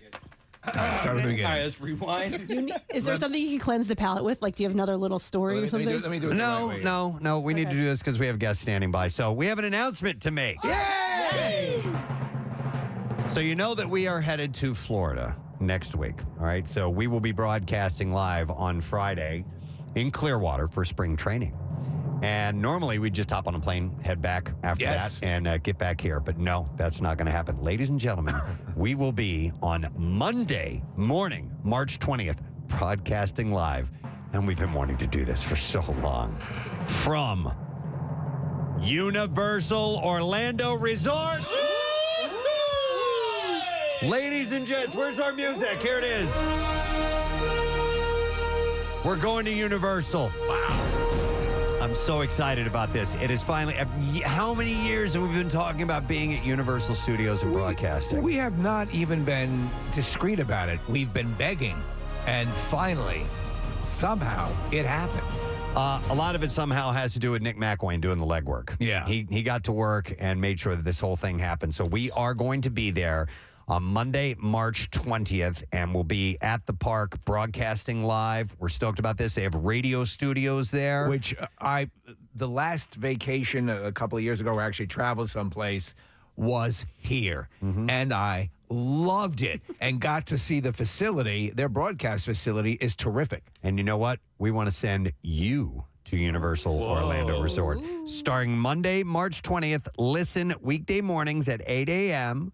for the Preston and Steve Photo Hunt Challenge that will be taking place. What we'll do is you'll get a clue on the air, and then you check out the photo gallery at WMMR.com. You be the correct number caller later in the show and correctly identify the photo and answer from that morning's clue.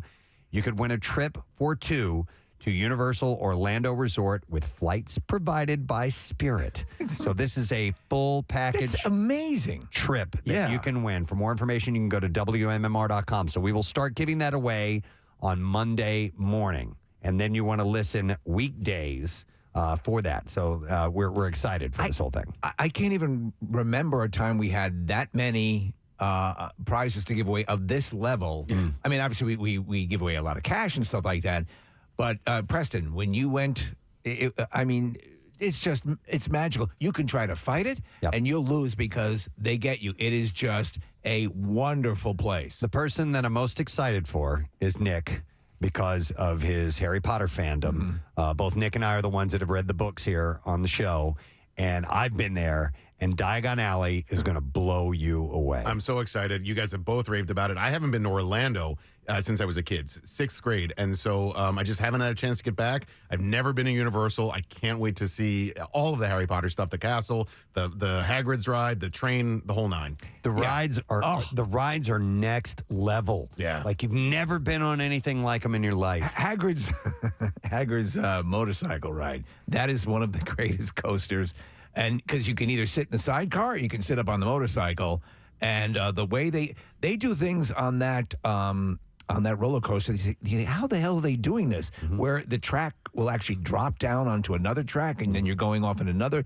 I don't need to know. All I know is that it's just amazing. Yeah. Steve, that might be my favorite ride, like at any amusement park anywhere. I couldn't argue that, Kathy. Yay. It's just amazing. They didn't have it last time I went, so I'm insanely excited for it. But I'm going to go back. I want to ride all the ones that I've already been on. The Transformers ride is out of this world. Even the Mummy ride is badass. The Gringotts, they're so. Press, remember we were talking about the ET ride. The ET ride is the oldest ride in the park. And I love it. Last time I went, we saved that for last. I'm like, we'll just do this little, kind of old thing, which would be fun. I loved it.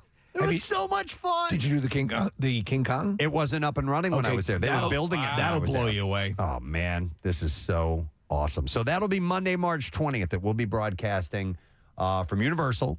And you'll be along the ride with us because we're gonna do the park on Sunday.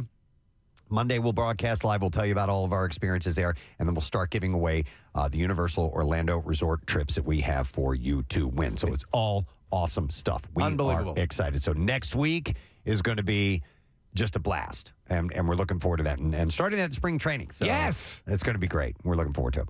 All right, we're going to take a break. Speaking of looking forward to it, one of our favorite peoples is here today. In the flesh. Greg Fitzsimmons is in our studio. When we return, he'll be at Helium Comedy Club tonight and tomorrow. Stay with us. We'll be right back.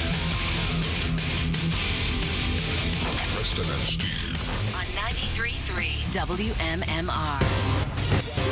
Outstanding. Yeah. Zack Snyder, guys. Wow. Huge. Stoked for tonight. Yes. Or as soon as you gonna watch it today?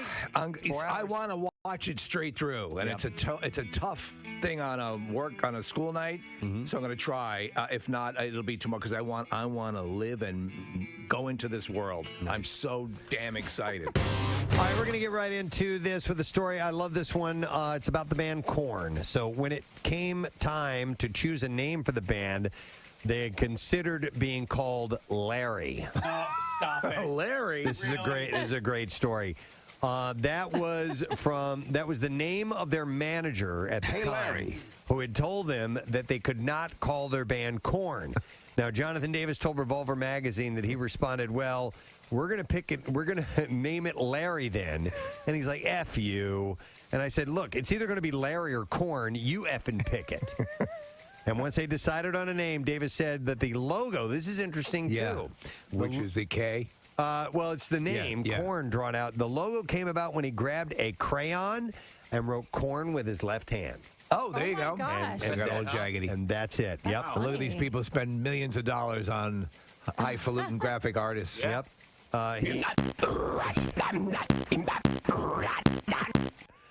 Davis said that he credits them getting their record deal due to the number of stickers with their logo on it that they had stuck all over town. We had to share this little story. So every evening at 6 o'clock, we do a quick conference call with us, with the members of the show, just to see where we are in preparation for the following day's show. If there's anything notable that we need to be aware of, interviews and so on. And that also includes topic conversations. And so we're getting ready to wrap up the call last night, and then Kathy's got one more thing to add. Well, Steve, so I was at a bachelorette, and Steve's like, did bachelorette produce anything? I was like, no, not really. It was actually pretty low key. And then I was like, oh, wait. Yeah. There was one thing. There was one thing. I was talking to these girls. You remember how last week how Preston was saying that he likes to make sure that, his sexual partner has achieved. Right. Gets her cookies. orgasm, The cookies. Gets the cookies Yeah. before going for the main course. And then Kathy says, and I'll say this verbatim because it's not vulgar or anything like that. She said, I didn't know until I talked to these girls that not all women will have an orgasm by having sex. Yeah. And so we're like, oh, okay. And then all of a sudden, we hear Casey go, I guess I should have told you guys that I'm in the car and have the Bluetooth on, and Seamus is sitting next to me. Well, I also brought up something from another conversation we're going to have about the wall sitting. Yes. Yes. Oh, yeah. And that's But even that was more benign. I just I was sex, orgasm, like just all the words. All the words. Yeah. Coming out of Kathy's mouth. And so Seamus is just sitting there in the passenger seat, and I just look over at him, and I can see him smiling. Right? God. He's just pretending like he didn't hear anything, and I'm like, okay, he heard everything. Now here's I didn't think Kathy had orgasms. well, I mean, like, and honestly, of all people, like, and this is not the first. This is the second time that I've done this with Seamus in the car. I don't remember the first time. The first time I called in like a couple minutes late, and you had already announced that you were in the car with your kids. I didn't hear it, so at the end of I think I cursed, like I said the F word or something like that, but like I was like joking around trying to make you guys laugh, and then there was like silence, and Casey was like, did you not hear me say I was in the car with my kids? And I was like, nope, I sure didn't. Sorry. Here's the deal. I don't even know if he knows what that O word is. Yeah. All the other stuff, I'm sure he knows all about. Right. But the main juxt of the conversation, the gist, whatever. I sound like anyway. The main gist of the conversation, it being the O and women not getting to that. I don't even know if that all that stuff could have gone over his head, and he probably was looking that word up. How old is he? He's in 8th grade. Maybe. I don't know. But the kids have the internet these days. Yeah, those kids. Yeah, And their well, if internet. not, he knows now. I'll tell you this, though, that's something that I've never had to deal with because it's just my wife, we're transporting pets in the car. But it's such a common thing. There's no way that doesn't happen all the freaking time. Yeah, Shell and I instituted a standard greeting, which if you're in the car and Rochelle says it to me, she goes, hi, you're on speaker, so-and-so is in the car with me. Like, that's the first thing that comes out of her mouth. Say hi. Yeah. Now, in my defense, when I joined the call, there was already a conversation going on, so I couldn't bust in and go, hey, by the way, I'm a speaker, I just... Normally, it's okay. Like the majority of our calls. It's pretty benign. It doesn't get that detailed or graphic. But when you're all worked up and horny, it comes through. Apparently I needed to. Kathy's all horned up. Well, you know, Casey a couple of weeks ago suggested maybe we do, I forget, it was like Zoom call or FaceTime or something for our conference calls. And I was like, I can't do that because my phone is always on speaker, like when I do the conference call, because it's dinner time and, you know, we're either cooking, cleaning, like whatever it is. And Jace is always there. And when I feel like, or like sometimes there'll be like a curse that slips, I'm like, and I gotta quick get the phone and put it up to my ear. Yeah. So whenever I talk to my buddy Jeff on the phone, you're pretty sure that the conversation is going to go to an NC-17 rating. Right. So we always will go, are you on speaker? Are you alone? Or whatever. Right. I mean, but with our conference call, you know, and also my kids are older now, so it's like, you know, but when they were children, it was like, hey guys, by the way, you know, I got the kids in the car. Well, it's for me, it's like my you know, a Christmas story. We heard all that stuff from my dad, and so it was all part of the deal. But we never received calls through Bluetooth in the car. Yeah. I was in the back seat when my dad was driving. It was something that didn't happen. Did anybody see the South Park quarantine special? Yeah. Yes. I watched it with my son over the weekend, and the last 5 minutes of it, there is a giant phallus that Mr. Garrison is carrying back into town. And my son, who is a little bit older than Seamus Casey, could not stop laughing. But he was laughing so hard that he was like holding the pillow in front of his face. So like we dance around the topic, but the older he gets, the dancing just becomes less overt. You're just like, all right, that's fine. Like he knows you don't want to be the person. I don't know. You don't want to be like overt about it, but you also know that he knows. Listen, I've told my, you know, like, and I say this time and time again. Listen, my kids are going to hear this stuff in the schoolyard, which is fine. Right. I don't want them teaching this stuff in the schoolyard. There's a difference, right? So you want them getting shed talks. No, but at the same time, you know, with the whatever they're watching, it's like, all right, there's that weird fine line between, you know, condoning and encouraging. Yes. And so I don't, like, my son is now watching clips of The Family Guy, and he's getting such a kick out of it, and I hear him cracking up. And you know, my wife, parts. Probably. I don't know what he's, you know, but my wife's like, you know, it's not appropriate for him. I'm like, well, you know, I know what I watched when I was 13 years old. I think my like with my situation, my dad just got tired of trying to restrict it because, you know, and then my mother just sort of gave up. We tried, and you know, and we were fine, but a lot of the stuff just went over our heads, and then eventually it was like somehow I just remember knowing about it. And I forget exactly where I became aware of it. It was a combination of both the schoolyard and my dad. Yeah, you know? Yeah. I've got my two olders. They can say whatever they want to. Yeah. Right. It's free reign now. I mean, you know, they're 20 and 18. Right. So Yeah. whatever, and they will say stuff in front of my 13-year-old. So it's everything now is on the table. Is on the table, except for like graphic sex or anything like that. You know what I mean? So you can.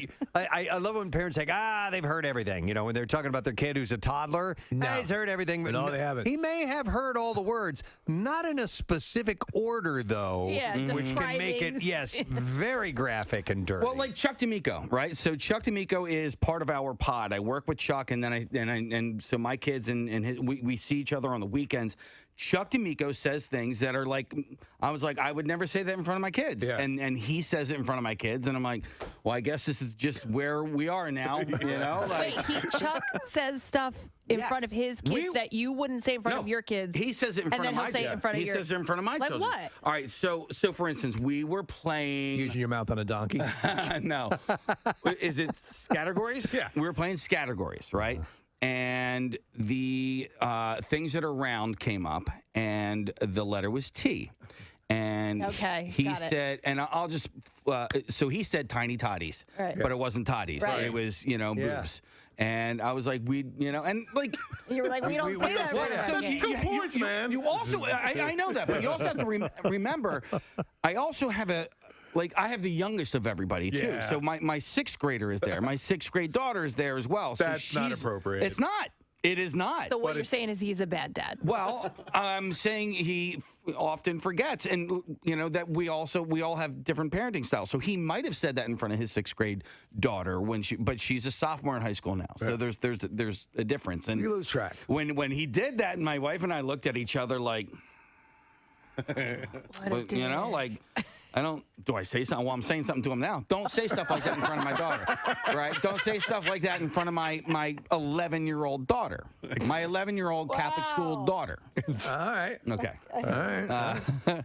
Kathy, don't talk about orgasms in front of my son. But I didn't. Unless you're going to teach him how to give one to a. Oh God, stop it! Dear Lord. Stop. We are crossing No, I don't want to territories. Do that. Yeah, this isn't good. By the way, I just jotted down. I need to watch South Park movie with my sons. I don't think we've ever seen that, and that gets as dirty as you can possibly get. And watch this quarantine special because it's pretty damn funny. Okay. And there's a huge phallus in it at some point? Yeah. Because there's a little one in the South Park movie where Saddam Hussein whips out. Right. No, this is a giant man gets turned into a penis and gets hauled into town. All right. Nice. All right. Well, anyhow, if Kathy's on your call and you're on Bluetooth with your children, make sure you say something because otherwise there's going to be just let loose. But an literally, I would be the uncomfortable last person to say something in front of a kid. Are we still too. on for the swingers party tonight? Stop. Oh, God. By the way, today is National Cheesesteak Day. Yes. So I figured it's a food thing. Food is on the brain. Yeah. And, we're going to do some giveaways with Steakum in a little bit who have stopped by this morning to give us some stuff to give to you. But let's have a seat and have a meal, if you will. It's time for the Connoisseur in honor of National Cheesesteak Day. We're going to talk all things food. We definitely are. Maybe we can get into a cheesesteak discussion at some point. You know, there's a Goldberg's tie into cheesesteaks. They always run that episode. Yeah, where they, donkeys. Donkeys. Right? Yep, And absolutely. the whole big thing was that the best cheesesteak in the world is not in Pennsylvania. And you know what? It was really good. Really I need to get good. back there. I know. I'll have to, when I have a cheat moment, I'll do that. Well, and some people call no fair because it's not on the long roll. It's on a Kaiser. Yeah. Poppy C. Kaiser or whatever. I got no problems with that. I don't care. I think it just tastes great. I That's say all there is to it. If you And put less it in filling. if you put it in between white bread, it's still a cheesesteak. Yep. You know what I'm saying? Word. All right. So I've got my Yes, your chef's hat on. Your puffy chef's hat. So we're going to start with this. What is the technical name of that hat?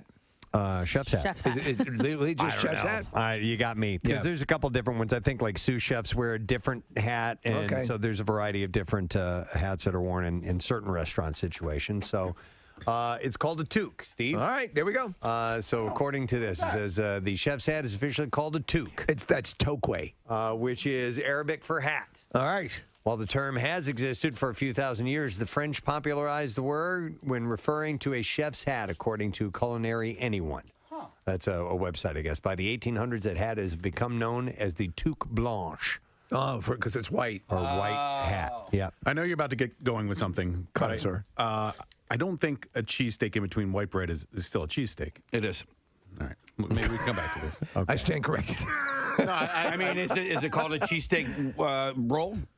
Yeah, No, it's called cheesesteak. I think you've bastardized the sandwich by putting in between white bread. Okay. If we're going to come back to cheesesteak You talking stuff about later. sandwich bread, just regular sandwich bread? Yeah, I mean, what if you put a hamburger in between two pieces of white bread? Is it no. not a hamburger anymore? I will It's that accept. you didn't have any rolls left and you had nothing else to use. I will accept a Kaiser roll, but at white bread, I think you are killing the very being of what a cheesesteak is. It's still a cheesesteak. I'm not saying I'm not killing the being of it, but it's still a cheesesteak. If you put peanut butter and jelly on a hoagie roll, it's still a peanut butter and jelly sandwich. Would you then call it a steak sandwich? Because I don't see that as a steak sandwich. A steak sandwich I see on a roll. I think if you put it on a bagel, it's no longer a cheesesteak. I think if you put it on white bread, like I'm thinking like The bread has that much sway over it, you think? Yeah, I think you have ruined the Well, then what very is it? concept of a cheesesteak. I think it's like steak sandwich ingredients on white bread. I think Do it's me a no favor. longer a cheesesteak. Put some documentation together and send it on over. Let I'll me ask review you. it. You have a problem with cheesesteak egg rolls? It's They're still not- called cheesesteak. It's not even remotely a cheesesteak. It's still a cheesesteak. It's called It's got cheesesteak ingredients. cheesesteak. No, it's not. It's a cheesesteak egg Don't roll. call it a cheesesteak egg roll. I'm Then yelling at don't him. call I'm it yelling a at him. cheesesteak egg roll. You think that's a cheesesteak sandwich because It's got cheesesteak material in it. It is not a cheesesteak sandwich. It has cheesesteak. What makes it? Ingredients. It has cheese steak, but it does not. It's not a It's an egg roll. cheesesteak. Traffic on 93.3 WMMR. All right, thank you, Kathy. The last time this gentleman was in our studio was December 16th, 2019. It's been years. Jeez, why did you ban me? He will be at Helium. It's like there was a worldwide pandemic or something. Helium Comedy Club tonight and tomorrow. Greg Fitzsimmons! Fitz dog, Kathy is at her house, so she's on my phone right now. Hi, Kathy. Hi. I actually tried to. So, Greg, my son had an emergency appendectomy, and so he's home from school, and that's why I'm here. And I actually tried to convince him to go to school today because I realized you were going to be in the studio, and he was like, "Yeah, no, I'm not going to school today." So are you just kicking back barefoot, hanging around? I mean, pretty much. I have slippers on. Oh, okay. So how's your son? Is he okay? Yeah, he's doing much better. He's going to go back to school on Monday. It was full on recovery from a surgery. Like I guess I was just expecting him to like pop up and be okay afterwards. No, not so much, but he's doing much better now. Yeah, okay, good. And I'm sure working at this place, you've got great health insurance. Well, it's different because we're in the union here. So, So we're AFTRA joined with SAG, so we're in SAG-AFTRA now. Oh, that's funny because not all radio stations are AFTRA. Right, some are and some aren't. We're one of the, in fact, in this cluster, we're the one, are we the one union station? No, XTU. XTU as well. XTU. Yeah. Let me tell you something. My father, who, as you guys know, was in radio, he died very young. He was 52 years old. And his AFTRA pension has carried my mother for the last, it'll be 30 years coming up next month. Yeah. Wow. And she's been able to live off of that her entire life. And not to dive into something really sad and depressing, but 52 years old? Yeah. How did he pass? What happened? He had a heart attack. He was at Rayo's in New York, that famous kind of mob joint in Harlem. And he was with my mom, thank God. I mean, if you're going to die, let it be in front of your loved ones. Yeah. The way it was meant to be. Yeah, go face down in a plate of pasta in front of the woman that you've been loving for 20 years. That's how all romantic comedy should end. All right, I have to ask, what was the pasta? It was a primavera. So I stay away from the vegetables. So let me ask, when you were approaching 52, did that play in your mind Let me at all? tell you something. That's a good question. It was a very existential year. I really felt it. And here's the crazy thing is I was writing on a TV show at the time, and here's where my self-esteem is and my self-worth. I'm walking down the hallway, and I'm 52. My father died at 52, and I start to feel chest pains. Oh, jeez. And rather than call for help, I ducked into a dark office, and I sat in a chair to die. Because I didn't want to disturb anybody. How Spartan of you. I know. Yeah. And then I sat in the chair for a couple of minutes, and then I farted, and I was like, oh, it was just gas. All right, I'm good. Dude, I've had a number of gas heart attacks where you're like, all right, which is this? Well, my mom passed away when she was 51. And I always, for some reason, I picked 44 as the age I was gonna die. Yeah. Wow. And I don't know why, and I was fine with it. Yeah. And now that I've exceeded it, I'm like, oh, I'm kind of enjoying the extra years. Yeah, this all feels like extra time because both of his parents died when he was on. I know my father wasn't 18 when both his parents were dead. Oh. So we're not here in the long term. That's why I live, and I say this to all Christians: live every day. Yeah. No, I'm kidding. I don't believe in that stuff. I think it's weird. Well, you have no option. Speaking of being a union guy, though, Jesus.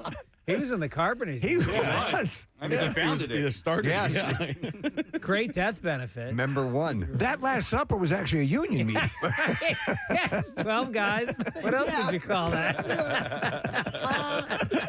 It's part of the deal. Yeah. Wow. Man, it's been again having you here in person is so good. You do your now you have a number of podcasts that you're involved with, and do you do all of them from your home? Yeah, pretty much. Well, although when I'm on the road a lot. So usually I do a podcast called Sunday Papers where me and my best friend, Mike Gibbons, he's been my best friend since college. Topical stuff. I've heard it. It's very good. We go through the news. Thank you. We go through the news. We do the entertainment. We do the business. We do front page. And a lot of times I'm on the road doing it. So people, the listeners can view how the clubs see me based on the hotel room that I'm broadcasting from each week. That's a good litmus test. Yeah. Sometimes it's like 18-wheelers going by in the background. Yeah. And then other times I got a nice little suite.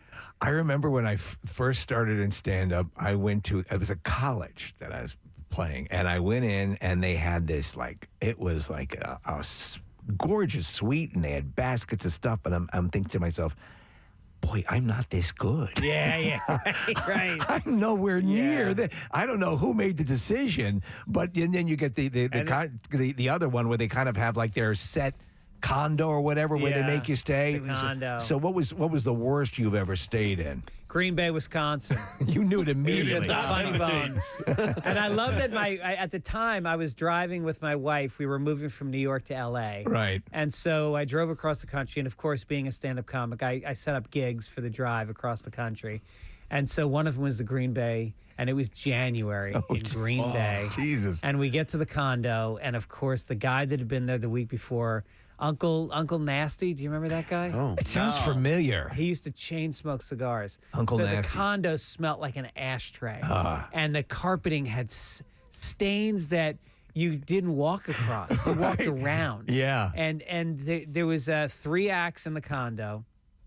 There was the master bedroom. I was the headliner, so I got the master bedroom with my own bath. Nice. The feature act had a bedroom down the hall and then a shared bathroom. And the MC was in the TV room on a fold-out ottoman, not a couch. Wow. The thing you put your feet on. Yeah. Fold it out. And so we would all stay up. We'd stay up. The feature act was an alcoholic. He'd go to bed at 4 a.m, and he's got his feet up on the MC's bed, so he can't go to bed until this guy goes to bed. That's and then I hilarious. was getting up early, so I'm waking him up at 8 o'clock because me and the wife, we had to see the sights of Green Bay in January. Yeah. Wow. And, wow. and I just remember, there's never silverware. There's sporks and chopsticks and a lot of ketchup packets. It's not top-notch stuff. Yeah. What's some advice that you have for pedestrians in the hotel world? You've stayed in so many rooms, you've been so many different places. What's a hack or a good idea for when you're staying at a hotel? Well, I got Any a lot secrets? of hacks. Here's a great one: is when the curtains suck.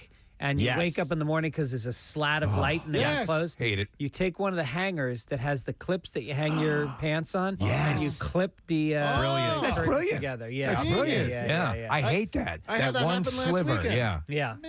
And then the other thing is put the heat about 2 degrees higher than you normally want it if it's really a creepy place, because you don't want to touch that top cover. No. You push that right down by your feet. And you just sleep with the sheet a little bit warmer. All right. I like that. Those top cut, the bedspread, they never leave the room. They never get washed. Nope. What is the story? So they'll come in and they'll clean the actual, or quote unquote clean, or take them away. I'm not even sure they do that. But Well, they'll change the sheets, but there is that top blanket thing that I don't think leaves the room. yeah. No, and and I think CSI could just do a series on those. Right. Just black lights everywhere. splatter pattern. Yeah. Sperm and blood. And they also, they're using the same rag on the toilet that they're using on the sink that you brush your teeth in. It's one rag. They don't have separate. Consuela, should I use the toilet rag? Right. No. This is one rag. Yeah. All the same. The little secrets, the things they say, they used to say, and maybe this has changed, that the most germ-ridden thing in the hotel room was the television remote. That's right. And now they've taken, at least in some of the places I've been in, they have the disposable holder for it or whatever, or they encase it in They plastic. put it in a plastic bag. Yeah. Yeah. You don't strike me as particularly germophobic, though, are you? I can't be. Yeah. I mean, you literally you can't be a road comic and be germophobic because you're getting on planes that are covered in germs. You're getting into cars, other people's. And the thing is, there's different levels also with the way the clubs treat you when you arrive at the airport. Like if a club really likes you, then there's a limo and the driver's waiting at the bottom of the escalator with a sign. Meredith's shaking her head. Yeah, that doesn't happen at Helium in Philly. Helium in Philly, you're standing. You're. Excuse me, where's the Uber line? That's me. All my bags. Where's the Uber line? Wow. And then the worst case scenario though is we'll send someone for you. Just look for him outside. Right. And it's like, all right, which Ford Focus am I looking for outside? And it's the guy, and there's no passenger seat. You got to sit in the back. The passenger seat's gone. Yeah. And he's chain smoking and he's listening to heavy metal and he resents you. Right. I didn't ask you to come. Right. Right. And he gets lost in his own city. So you never know what to. That's the craziest thing about being on the road. You don't know what you're walking into. Is there an element of charm to that? That in other words, you're sort of Jack Kerouac? No, there's no charm to that at all. The older I get, the more I want to play the clubs that I like. I got to tell you, Helium and Philly is my top 2 favorite clubs in the country. Ah, nice. This is a gem of a club. It is just, it's set up beautifully, sound, lights. The crowds are, loud Philly chicks, which I always love, because they're not mean spirited, but they're full of life. Right. Yeah. And you can do great crowd work, and you get the local references. And I always say it's like Italy had sex with Ireland, and Philly came out. It's true. That's completely true. And they've got that energy, that Irish Catholic, that Italian Catholic energy. And just, the Grossmans are great dudes, and everybody treats you really well. How long has it been since you played Helium last year? Probably a year ago, wasn't it? Yeah. I think I was here a year ago. All right, yeah. But I think you guys were on vacation when I was here. Or maybe that was the Zoom call that we had. Oh, maybe that was. I wanted to thank you because you recently said some really nice things about us on your podcast. You and Big J. Yes, We're chatting about, I guess, Philadelphia, and we came up. Right. And so thank you for that. Yeah, That's of course. Yeah, you guys are the best. I think you might be my favorite radio show in the country. That's great. And we appreciate that. What's the worst one? The worst is there's this really hostile guy that he does right-wing politics. Yeah. And I won't say the city, but you go there and they force you to go in. And it's the first time I go, I'm not going in with that guy again. All they want to do is talk conspiracy theories and call me a libtard and all. I don't need this. Who wants that? And then I said, you know what? I'm just gonna have fun with this guy. And so I go in and I talk about. I go, is this water purified? How do you purify this water? And I just play the role, and it drives him crazy. He starts screaming at me. So you take control by doing that. Yeah. Oh, man. I wanted to ask you because I was, just catching up on some of the stuff and reading some stuff with you, and you were talking about your early days. You started primarily in comedy in Boston. Yeah, that's where I went to college. That's where I started doing stand-up. Right, and your contemporaries when you were starting, was it Rogan and Rogan was like my roommate when I started, and he was dating my roommate, so he slept over for about a year, and we used to go to dates every night. We'd jump in the car, we'd go to. Would you do like 4 or 5? I mean, because that documentary about and I'm perpetually fascinated by that Boston comedy scene because so many people came out of it. But they talked about like Lenny Clark, like doing 4 or 5 gigs a night. There was 7 full-time rooms in Boston. I'm talking 6 nights a week rooms. Wow. And then you would have all these rooms like just outside of town. Like you would go, like me and Joe when we were like that's how you'd start, and then you'd start getting paid, which was like $15 to drive to Maine. And do 15 minutes of stand-up. So we would get in a car together. We'd drive to Rhode Island the next night. We'd go to Springfield the next night. Wow. We'd go to Connecticut the next night. And we just, and it was me, Bill Burr, Patrice O'Neill, Dane Cook, David Cross, Louis C.K. Jesus. That's unbelievable. It was crazy. Bobby Kelly. Oh, my God. Was Lenny on? Because Steve mentioned Lenny Clark. I think I saw you in the late 90s. There was a comedy room in Faneuil Hall or right around. Yeah, right in Faneuil Hall, the Comedy Connection. And I'm forgetting his name, but Anthony Clark was the king. Yes. He was the king. Yeah, and he was terrific. And, every now and then Leary would float in because he was a big name at the time from all the MTV stuff. And then I saw like Louis C.K. and Steve. They ended up on the Dana Carvey show. Yes, which was a fascinating thing because the Dana Carvey comedy show. Which is it's a great documentary about. I mean, you've written for many shows. Were you approached for that at all? That was before my time. It was before your time. Yeah. But that was Steve Carell and Steve Colbert were both on that show, and it was Dino Stamatopoulos, who's a big writer. That was a crazy lineup. But a lot of the guys I started with in Boston also went on to become big writers. A guy named John Groff, who's one of the biggest showrunners in sitcoms today. Familiar with that. There's a guy that you've mentioned a number of times, and I had, because you mentioned him, I did a little checking up on him and looking at some of the material. Don Gavin, is that his name? Yeah. So he's like, apparently he's revered. You revere him. And he's and I was not familiar with him. I'd probably say he has more influence on me than any comic in the world, and he is a guy that nobody outside of Boston has heard of. And so I'm pretty up on this, and I was not that familiar with him the and name. Sweeney, Gavin and Sweeney were the two guys in Boston. And people go like, well, how come you guys don't move to LA? And they're like, yeah, let me sleep on a couch and make no money and stand in line so somebody can look at my teeth to see if I can do a sitcom. He goes, these guys are performing every night that they want, getting paid in cash. They all got in trouble with taxes. Oh, did they? They never paid taxes. And they got paid in cocaine half the time. Yeah. And the women were throwing themselves at them. They're like, why would I leave? What's the thing that gets better after this? They're playing golf. Whatever weather allows you to in Boston, and they killed. And the Boston crowds are like about the best crowds in the country. They're wise asses. They're tough.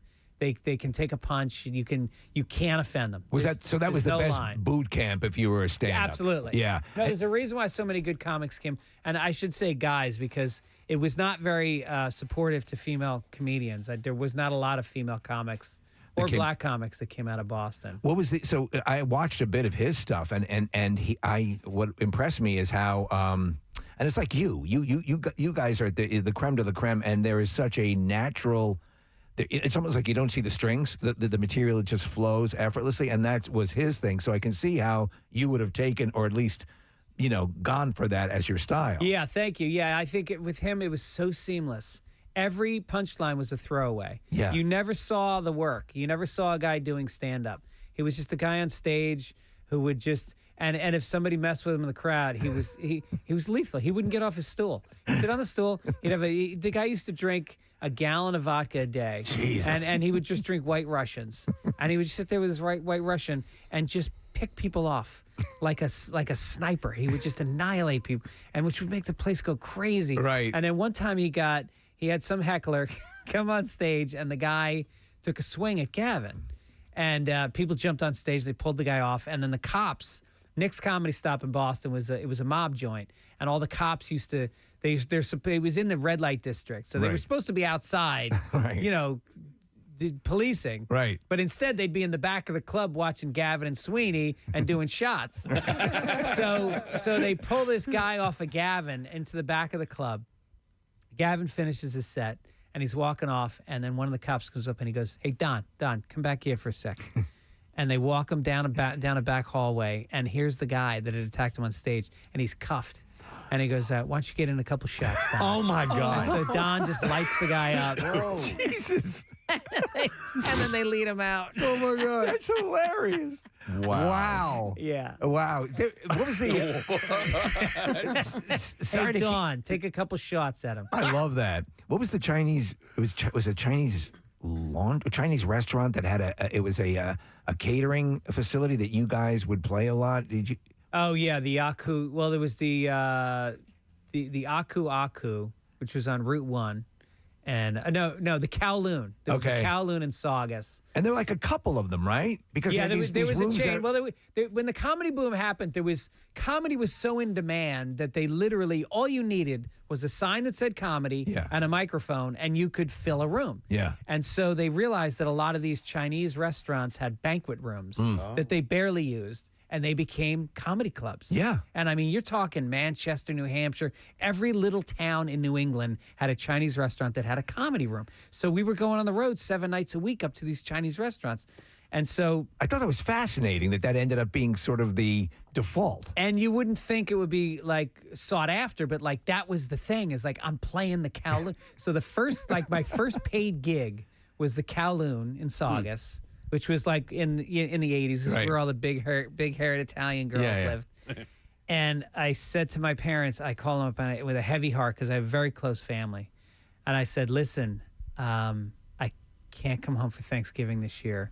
I got an offer to play the Kowloon in Saugus." And they're like, "We're coming." Oh, that's awesome. So they drove up from New York. And they came up and they stayed in a hotel.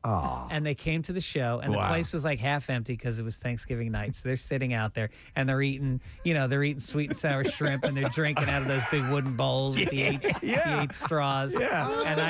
And the front row for some reason is empty. Yeah. And I'm like, that seems weird that the front row is empty. And I was friends with the door guy because I used to do the open mic night there all the time. And so the door guy, Vinny, he's standing there, and I go up to MC, and I'm about 3 minutes in, and then the door opens, and a line of people walk in with intellectual disabilities, and he seats them in the front row. He was holding those seats. Wow. He knew they were coming. Wow. And he put them in the front row, and they were laughing at the setups. At the pauses, they were just. You were and killing. I know I was dying a horrible death because the audience was like, "What is going on here? This was insanity." And my family thought it was the funniest thing they'd ever seen. I'm sweating. I'm bombing. They're Well, you love to see your family members failing on that. It's the biggest laugh. Oh, that's hilarious. Yeah. Wow. You would also. Bob Saget was a huge friend of the show, and he was a very good friend of yours. And doing some reading, you guys were really tight. And there was a story about, I think it was a birthday party having to do with the Charles Manson's old house. The house, the Charles Manson, the Tate. Right. Tell that story because it's pretty wild. Yeah, it was the house where the murders took place, What? and it was his producer, the guy that produced Full House, also produced two at the one time in the he had heyday. 3 sitcoms in prime time. Fabulously wealthy. Fabulously wealthy. So he buys the house, knocks it down. It wasn't the same structure. They knocked the structure down Right. and built this new house that was so nice. You went up to, Bob's like, you go up to the 3rd floor. So I walk up to the 3rd floor, and there's a room. It's like a game room with a hole in the wall, and you dive in it, and it leads to the pool. It winds down. It's like A slide that went down into the yeah. Oh my God, that's fabulous. So so me and my wife park, and it's in the Hollywood Hills, so there's no parking on the street. There's valet parking. We valet park the car, and we start walking up this long driveway, and I can hear good vibrations, and I'm like, oh, that's cool. They're playing some Beach Boys, and we're gonna sing. Maybe there'll be some dancing, and so we get up into the house, and the music's a little too loud. And then I look to my left and I see the band, and it's the Beach Boys. Whoa! It's Mike Love and John. What's his name was playing drums. John Stamos was playing drums. Oh, right. And Ben Stiller was like playing bass. What? And I was like, what is happening here? And we're dancing to the Beach Boys, and Saget's dance. This was like his 50th birthday or something. But people always tell, and all our friends and mutual friends and comedians who hung with him would say that he was the conduit to all that. Like you were always guaranteed some sort of experience like that. Yes. Yeah. Bob was like the Kevin Bacon. There was the 6 degrees of separation from Bob Saget. And that's right. You guys, I knew you guys knew him. He was from Philly. Terrific. He was just a terrific guy, and really like never lost his edge. He had the hunger that most comics have in their first 10 years, right up to the end. I mean, he was the guy that if somebody came up to him and asked for a selfie, he wouldn't just take the selfie. He would frame it. He'd be like, "No, the light's better over here. Let's stand here and do it." Yeah. And he was the guy that like. If you met him once, he remembered you, and just that focused attention that he gave you when he talked to you. You know, it was wild, Greg, is that I brought up the subject of Dirty Work, the movie, the Norm Macdonald. Yeah, right. And so he like smiled, and I'm like, are you going to work on another one? And he's indicated that he had talked to Norm, and within a short period of time, both he and Norm. Oh, man. Oh, wow. Yeah. It was just so crazy. So what comedy club is it that's on the Strip there? Is that the Comedy Store? Well, there's the Store and the Laugh Factory, both on the Strip. Okay. Because I was in L.A. back in September, and we were driving, because I was with this guy, he's a rocker, so we had to go past the Rainbow Room, whiskey, and all that. So, but I was like, I want to see, there were no big names at the Comedy Store that night.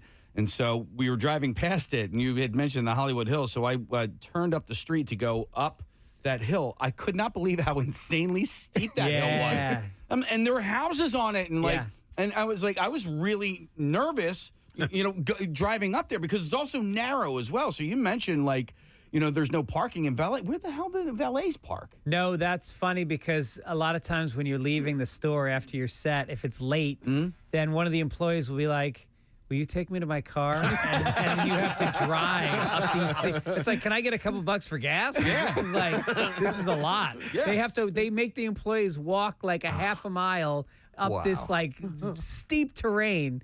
And it's weird. And that's where Paulie lives. Okay. He's got the house. Well, Mitzi Shore. Yeah. She had a house that was right above it, which is famous because she didn't live there, but like the comics would stay there. Kinnison would stay there. He was living there with Maron at one point. Wow. There's this crazy story about like Maron was like telling his friend, he's like, "Hey man, I'm hanging out with Sam Kinnison. I'm friends with Sam Kinnison. You know, we're doing blow together and all this." And so they were hanging out in the house, and then Sam comes home shit-faced and pisses on Mark. Wait. It's like, see, I told you I know him. I had to dump out on the S face. But the piss, that's hilarious. We're gonna have hilarious. Maron's going to be on the show next week. I want to ask him about that story. Yeah. God, the collection. You know, we obviously you had your book, which we were promoting and read and loved and you know. I mean, you have a voluminous amount of stories like that, and are really good telling them. Are you? Have you considered taking another dive into it? No. I came very close to a nervous breakdown writing that book. Really? And I was an English major. My dream when I was young was to be a writer. I thought I was going to be a writer, and then I got a chance to write a book, and I thought it would just be like a one-off, like humor kind of book because the premise was just letters that my mother had received about me when I was in trouble. But it's also a touching book. But that's what happened is it turned into like a very heavy book about my dad. Yeah. And I just like, it was like having a midterm every night for a year and a half. It was brutal. Yeah. I would never do that again. Wow. So, all right. Well, you just waited from that. I'm glad I did it. I mean, I'm glad that like, my grandkids will read about me doing cocaine at my high school prom and all the other misadventures. But it wouldn't matter what the subject matter is. You just wouldn't go through that process. I of think writing I would a book help again? somebody else write a book. Okay. Like I've been pretty close to writing books for other comedians in the past, but it just never worked out. I think you do a ton of writing. Yeah, I write a lot. Yeah. And I writing on TV shows is different because it's stupid. TV is stupid. Even a smart show, it's not that hard to write. Right. It's 30 pages and you got 10 people doing it with you. Right. It's easy. But when it's just you, it just brings up a lot of, you start questioning whether or not you should even be doing this. And you're smart.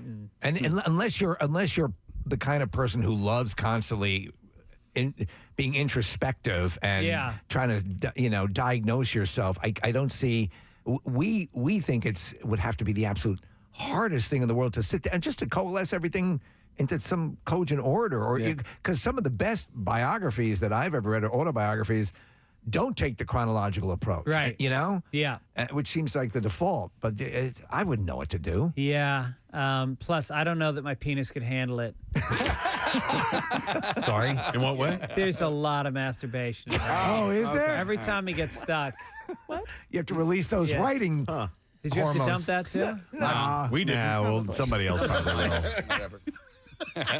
It's so stupid what we can get away with and what we can't, and in a way, because we have I tried to use the technical word. You did, and it just shouldn't be That's enough. grosser for some reason. Weird. Right. But the stuff we come up with to approximate it is often worse than the actual word. Yes. But that's the nature of it. Right, so. right. But no, I think if I were to write something else, maybe short stories, that might be fun to write. I just read a comedian's short stories. The guy from The Office. Oh, Ricky Gervais or No, he was a Harvard guy. He was a writer on the show. He's Mindy Kaling's BJ Novak. Yeah, he wrote a really, really funny book of short stories that I like. I could see doing that because then at least you've got, it's like being a Boy Scout. You get your different badges, and then you leave, and you're sad, and you don't know why.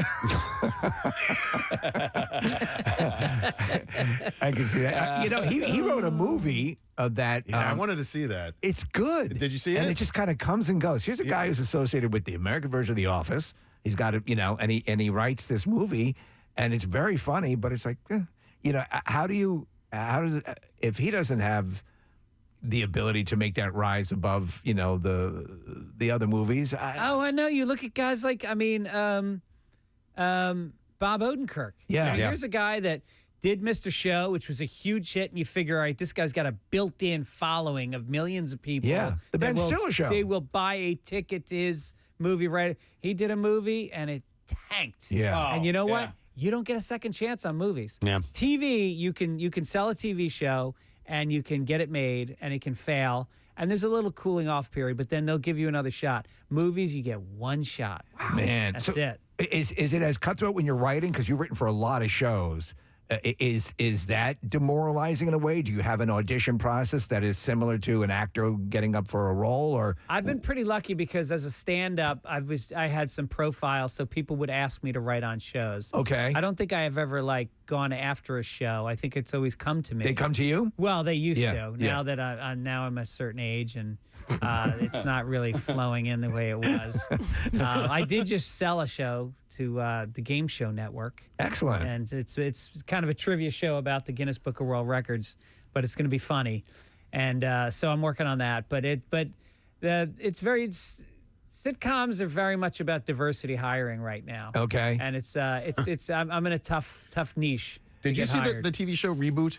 Paul Reiser was on it, and they spent a lot of time in the writer's room. I think you'd appreciate it from your background as a writer, and just it's the guy that created Modern Family. Yeah. And okay. It's a really cool look into, I think, what it's like to be a writer in Hollywood. By the way, they're officially not making a second season for it. So. I know. It's too bad. I heard it was really good. It is. I have too, Yeah, Knoxville was on it, and it's creative and fun and funny. But they hire two groups of writers. One hire is young diversity hire, and the other is these old Jewish school. writers who've been in Hollywood forever. And, it's a well-written show. Yeah, it's definitely become a thing where if you're, I'll call good friends that get shows, and I'll be like, hey man, what do you got for me? Sorry, dude. Oh, wow. Categorically can't even consider you. Oh, that's got to be deflating. Yeah. It's a little deflating, but you know what? It's like, I'm lucky. I get into stand-up and podcasting, which there's nobody's caring about what you look like or what your origins are, as long as you're, keeping your audience satisfied with the content that you're giving them, you keep going. They're coming to you because of you. Yeah. So I'm lucky, but I just had dinner with 5 friends that are all guys just like me, and none of them are writing. And these guys were all showrunners. They were all like some of the top writers in Hollywood. And I drove home feeling kind of sad. It was not an uplifting dinner. Right. I hope you didn't pick up the check.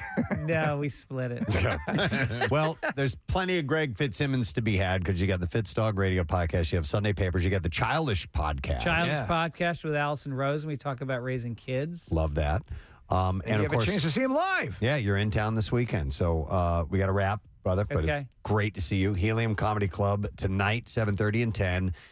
Tomorrow night, same thing. Tickets available at heliumcomedy.com. Do yourself a favor. Go see Greg. He's absolutely one of the best, one of our favorites to come through town and never, ever miss. So thanks, Preston. Yeah, enjoy, Appreciate man. Have a great show. Thanks. Enjoy Philly this weekend. All right, great seeing you guys. Good Thanks to for see you. having me. Oh, here, hang on. Kathy wants to say goodbye, too. Bye. I'm so sad that I missed you. All right, bye, Kathy. Good luck to your son. I hope he has a pleasant weekend. Thank you. See All ya. right. Greg Fitzsimmons, everyone. We're going to take a break. We'll be right back. Stay with us. Preston and Steve on 93.3 WMMR. Looking at Casey's body language, he's deadly serious about all this, right? Well, it's dumb. wrong. It is a dumb conversation to have, and it's Okay. It's a dumb. Listen, it's a cheesesteak. It's what is inside the roll that it's named after. It doesn't matter what you wrap it in. It doesn't matter. And cut Nick some slack because he said really loose bowel movements for the past day or two. So. He's not thinking right. Yeah. He's low on electrolytes. Just had a visit down to the 3rd floor. Did you make a cheesesteak? Well, no, but man, do they got a nice bathroom down there.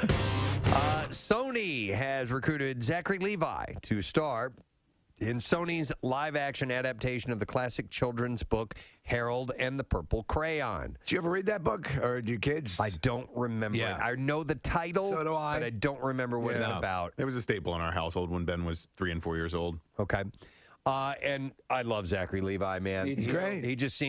He seems like a guy I want to know. We could absolutely hang with him. At least it seems that way. Yeah. I loved him in the show Chuck.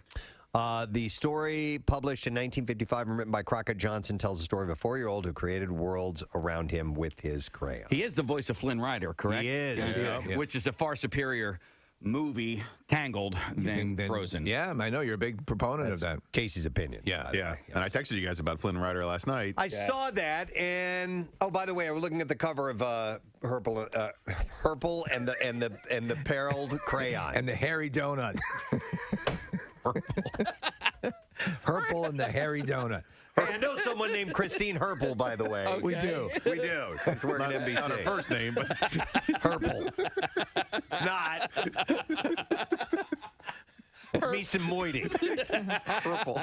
Herpel. I love Herpel. I mean, I'll let you guys laugh it out, and then I'll. It's hard when it happens. funny. So it's just there.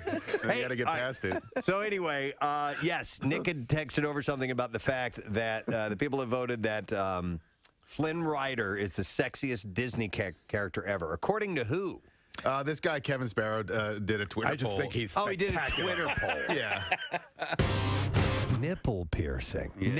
Not piercing in general. Never has appeared to me. Appealed to me. I've never had a pierced Does Pierre ear, have nothing, nose. Pierre has both nipples pierced, right? I think he does, yeah. Ooh, I didn't know that. Yeah. Wow. I have 5 in my ears. Do you really still? Yeah. Well, I mean, nipples? I got 5 nipples. I got 3 nipples in the left ear and 2 nipples in the right ear. Right. Yeah, I mean, I can stick earrings through them right now if I wanted to. I didn't know that. Yeah. It didn't look right. I tried. I was in alt radio and, and every time I looked in the mirror, I'm like, I don't look like an earring guy. Yeah.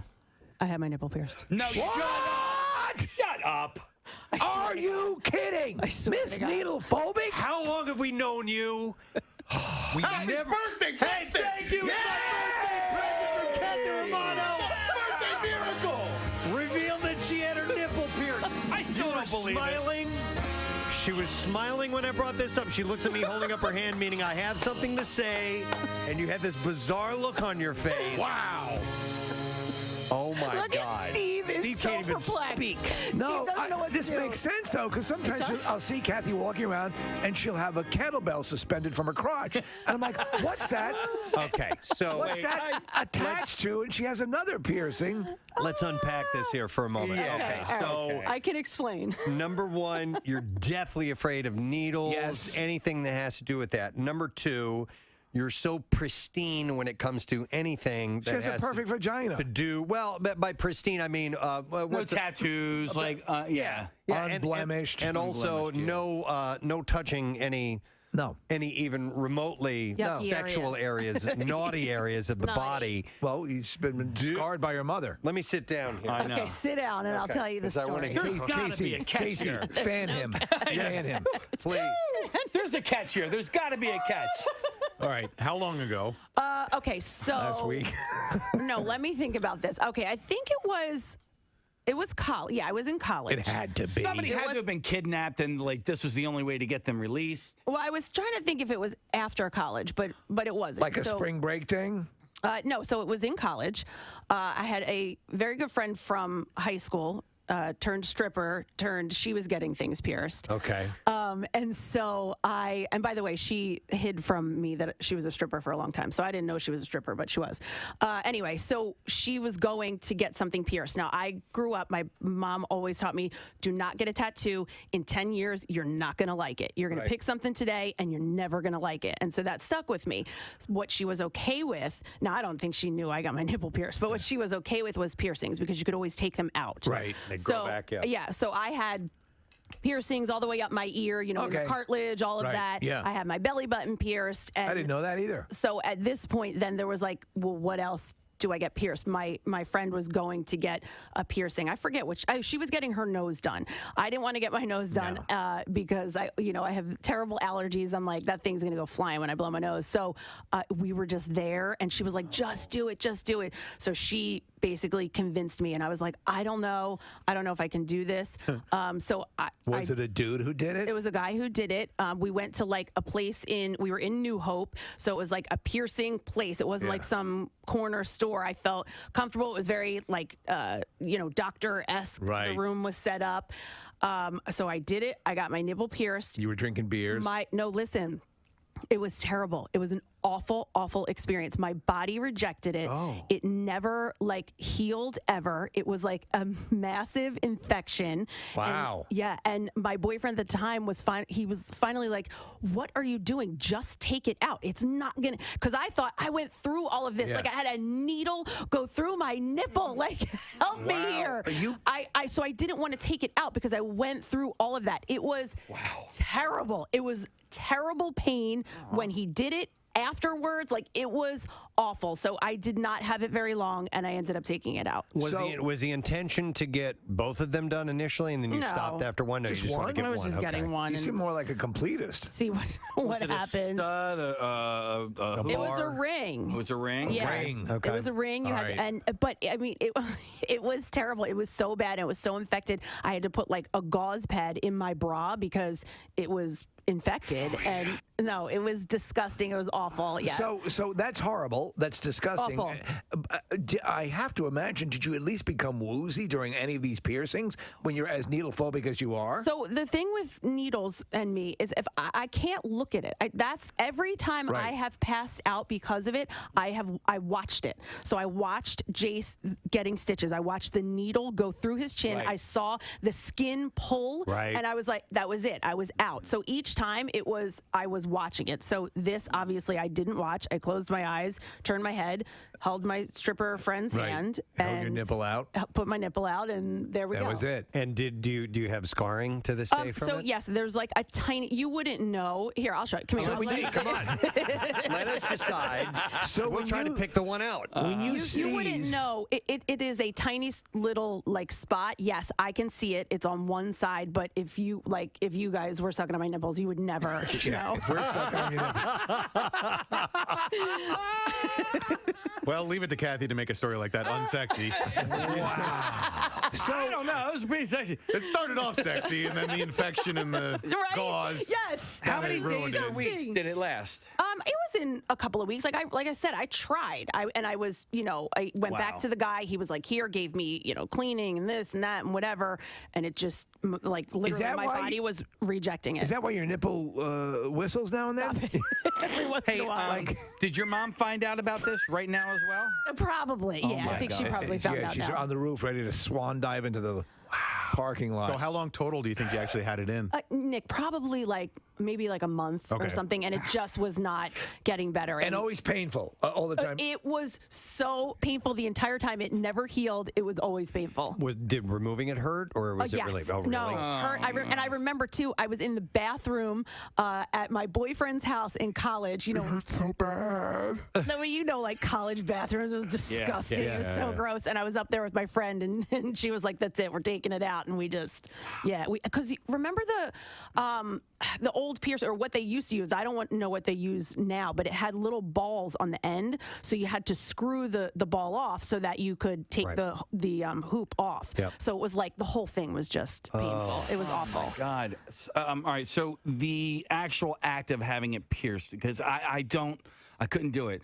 It just seems like it would be so painful. It was awful. It was Okay. so painful. What did they use, like ice? Or People who say like, "Oh no, it wasn't that bad." No, it was bad. It's one of the more sensitive spots on your body. Yeah. I mean, Yeah. Everything. Yeah. So sensitive. Well, and listen, here's the thing. Oh God, here's more info. My vaginal piercing. No, I never did that. But I don't have very.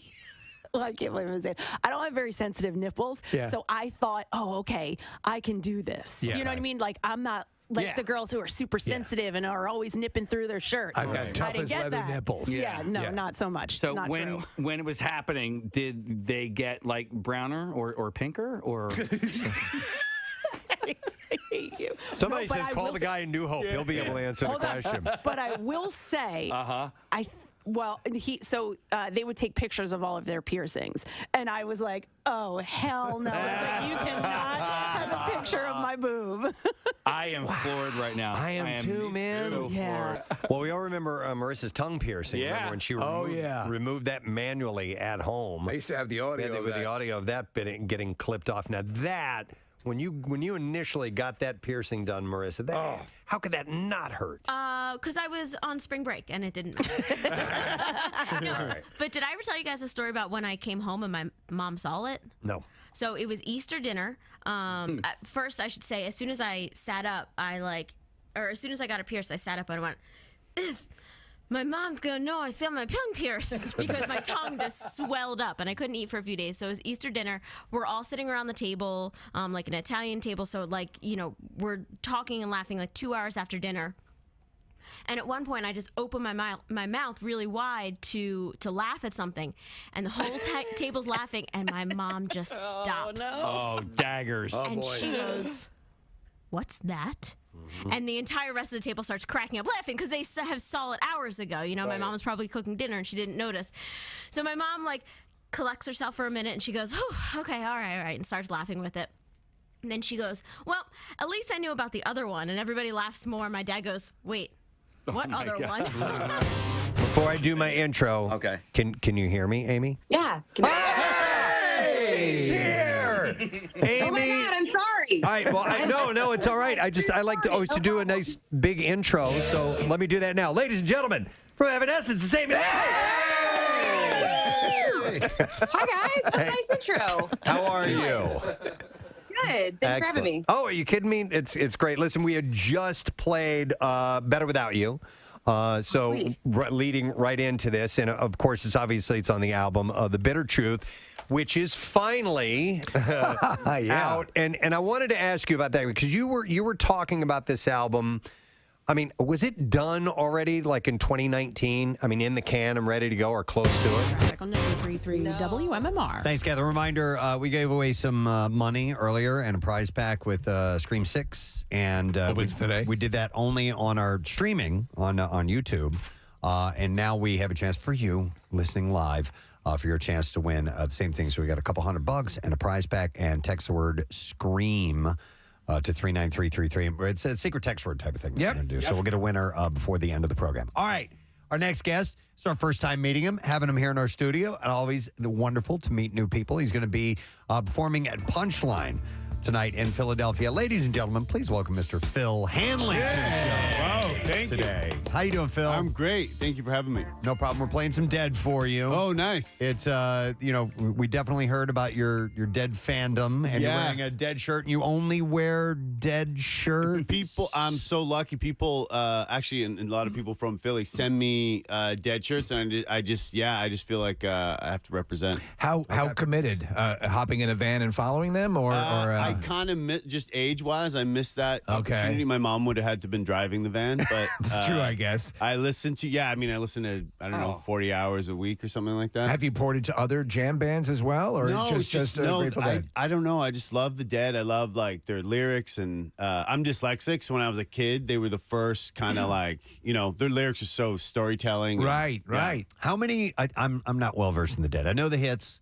Obviously, I've never been a huge fan, but I appreciate the hits. But how many albums? How many songs? Is there enough material for you to listen 40 hours? Yeah, that's the beauty of the Dead is you generally don't listen to the studio albums. You listen to shows, and there's over 2,000 shows. There's 2,100 or something like that. But I love their studio stuff. It's and you and I talked a little bit in the green room. I like the Dead and I like Fish.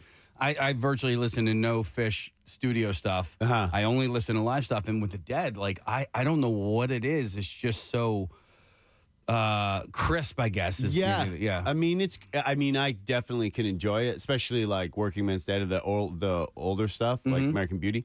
But yeah, there's just endless live shows. So when I write, I always just have a show. Have that on the back? Wow. Yeah. All right. You're a stand-up comedian. Do you find any humor in the Dead? You know what? It's funny. There's nothing I would love more than to have a big Grateful Dead chunk. But I don't know. I met a woman. I'll come off stage and people will pull me aside. And I met a woman a couple weeks ago, and she was like, she goes, my parents followed the Dead, and they made their first $1 million selling bracelets at Dead shows. Oh my God! Yeah, and I was like, wow, I've never heard drugs referred to as bracelets. That's my only. I went to a Dead show. I got to see Jerry. Whoa, what year? You're going to hate this. It was 1995. Okay, final year. 94. Yeah. At So the Spectrum. No. Okay. At the time, I was living in the Midwest. I was living in St. Louis, Missouri. So it was before I moved to Philadelphia. It was like the year before I moved to Philadelphia. And I went because not because I was a Dead fan. I went because it was the thing that everybody was going to go do. Okay. Yeah. So I went to the show. You're going to hate this. I left at intermission. I know. After the first set, they don't get cooking to the second set. It bored me to tears. Really? Yeah, it did. And because I did not know about the jam culture and the way that songs are represented on stage different than. Now, listen, I expect any band I go to see to expand a little bit on the songs and maybe present them a little bit differently. But they went way off. And I didn't know what they were doing, and it just wasn't dynamic. And I did see the twirlers; that was kind of fun. The girls that were kind of twirling. But However, you're a drummer. At the intermission, one of the girls essentially fell down into a puddle on the ground and just laid there, like this with her head down, almost like she's praying to Mecca or something like that. She might have been using. And I come walking by, and I'm just like, well, that's interesting. But it was a culture I wasn't used to, and it kind of weirded me out, and I left. That was the thing. They were almost like, it was almost like a sporting event in the sense that you'd be like, oh my God, they play this tune. They hadn't played that tune in 20 years. Right. Or they took huge risks. And even in 95, so they've been together like 30 years, they were still playing a tune that they played those years and taking massive risks. And so, yes, some nights were better than others. And I think that's part and parcel of that you if you have a context to appreciate, it's just the nature of the beast. Like if you see a painting, but if you know the artist had painted it with his butthole, and you're impressed, it's like, oh yeah, I didn't know that. Now this absolutely not to draw a parallel between the Grateful Dead and the butthole. You just knowing a little bit about it, or knowing if you don't know, like, oh, they haven't played. We were talking about they busted out a song called "Unbroken Chain" in Philly. And that was like a huge moment. Like any head would know, oh, they played that on the Sunday. But, if you have a little bit of the knowledge of what was going down. I'm curious because you mentioned that you were dyslexic, and you that's ends up in your act a lot, and you are actually on a couple of boards, I guess, right? I'm on the board of trustees for the Eye to Eye. How profound was that? Because when I was diagnosed, I was diagnosed years ago when I was in, I think, elementary school. I didn't even know if they referred to it as that at that point. Yeah. And I had they said was mild. And then later on, when, all these things started to come out, and now I guess I'm referred more to as ADD. Okay. I don't even understand it. All I know is that the ADD possibly helps with the way I process, and if I'm being comedic, that it helps. How bad was it for you? For me, it was kindergarten was amazing, and then I arrived in the first grade, and everyone started reading, and I was just like, meh, I'm going to stare out the window for a decade. Could you tell at that moment? Yeah, it was such a bummer because like kindergarten was fine or whatever, and then just like soon as they're like, okay, spell moon, I was just like, I'm not. That's not my thing. Yeah, you know what sucks about it too is like it affects everything else, right? So once you sign, so my fiance is dyslexic as well, and so you find that out in first or second or third grade or whatever, and then you think you're stupid. And it affects your confidence, and it affects your ability to learn other things. Absolutely. That's what I always say. I talk to now like anyone in like comedy or like management of like comedians or whatever knows that I'm dyslexic, and they'll be like, oh, hey, if they have someone that they think might be dyslexic, I'm like, the most important thing a parent can do is keep the self-esteem up, because you're going to get out of school, and dyslexics excel at different things. We're just not designed for school. Just the way you process, but what happens is your natural inclination when you're in it is to think, oh, I'm just not particularly bright. Of course, Yeah. but reading is one of the first. It's like one of the first adult activities you kind of do. You know what I Yeah, mean? yeah. And if you just cannot do it, it's somewhat of a status thing. Yeah, and if you just don't have it, it's a bummer. The material that you've gleaned from it is very funny. And thanks. You talk about your teachers trying to help you through it and saying, well, just sound the words out. And you say, well, that's reading. Yeah, thanks. Thank you so much for that. Yeah. Oh, it's the worst. Oh my god. Yeah. I wish I had an excuse, and I finally just came to the realization this year that I'm just not smart. Oh, You know, okay. yeah. I'm just not a smart person. I'm not able to comprehend things. Would you blame dyslexia? Oh yeah. Listen, I finished watching the show The Consultant, right? Okay. I watched the last episode last night, and I had to watch the recap because I had forgotten everything. And I was like, I just watched this show. How did I forget that this happened? You know, I'm like, I can't remember things. And I'm like, Were you on your phone while you were watching the show? I don't know, Preston. Why you got to get all wrapped up in the details? Why are you trying to help? Yeah. Jesus. Why do you have to use logic? Judging and everything. I did see something, and I don't know if this has anything to do with dyslexia, but it was this little thing on Instagram where they took a paragraph, right? Yeah. And they basically just they had bold-faced the first like 2 or 3 letters of every word, and your brain just kind of fills the rest out, and it's like, you know, watch how fast you can read this paragraph. And I was like, holy crap, that actually did work. Yeah. It like that. So I can't identify a symbol with a sound. So when I would write notes off the board, I would be drawing the words. It's wild. Yeah. It's such a wild thing. Yeah. Your mind doesn't create it as a conduit. You're simply creating a representation of it. Yeah, right? yeah. So it was quite. It took a long time. I didn't get a lot of notes down. It's hieroglyphics, basically. Yeah, it's 100%. Yeah, that's wild. What are your abilities now? I mean, have you? Can you fly? Flight and number one, flight. No, I mean, I think it helps me with comedy. It helps me with. I have like when you were talking about remembering a show. I have like a really good memory. Okay. For things which I should not. Being a Grateful Dead fan since I was like 10, there was activities that went on when I was a teenager that would have affected my memory. Yeah, I think it helps. Like dyslexics are good at like overall impressions of things and like an overall plan. We're just not detailed. Seeing the big picture? Big picture, yes. Right, yeah. We're not detail people. Any like nuanced stuff, like can you hear colors, or like if you hear a number, you associate it with something that's not that number. There were times in my youth, again, that I heard colors or saw colors. Was that what you? Yeah, yeah. But that was that was what I had taken earlier. But no, I have a great color question that corresponds with the Grateful Dead because cool. I do this with Fish songs all the time. Okay. I'll just what color is Terrapin Station? Green. Yeah. Right. Okay. Yeah. What color is Box of Rain? Translucent. Okay. Okay, what are you doing?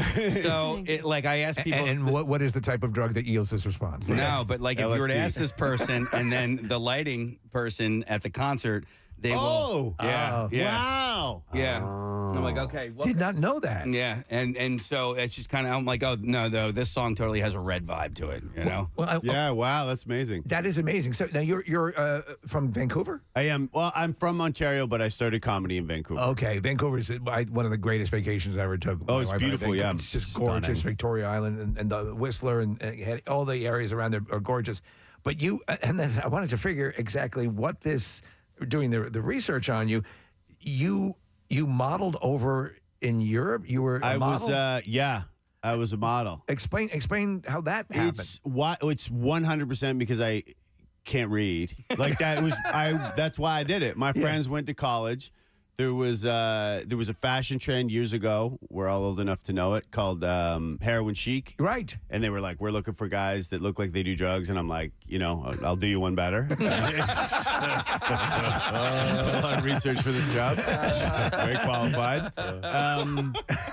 Yeah, so it was like male models look like male models. And then there was a moment when they wanted like skinny dudes with long hair. Like rocker, alt rocker. Yeah, like kind of little gothish. Yeah. And I did that for 4 years, but the first year that I started was right on the edge, and everyone else were these big muscly guys that actually look like models. Right. And I was just cruising around like. And so very you thin. Did you do a ton of modeling? You know what? Over the year, like, and it's so I'm like Canadian and was never, I swam with a t-shirt on and then like was on the Armani runway within like 6 months. Like it was weird. Yeah. So I did like big shows in Europe for like 4 years. Was it glamorous or? It was like my problem the whole time was like thinking, isn't this hilarious? And no one else thought it was funny. Everyone else was serious. like, I went to high school with this kid named Matt Myers, and he was skinny as a rail in high school, and then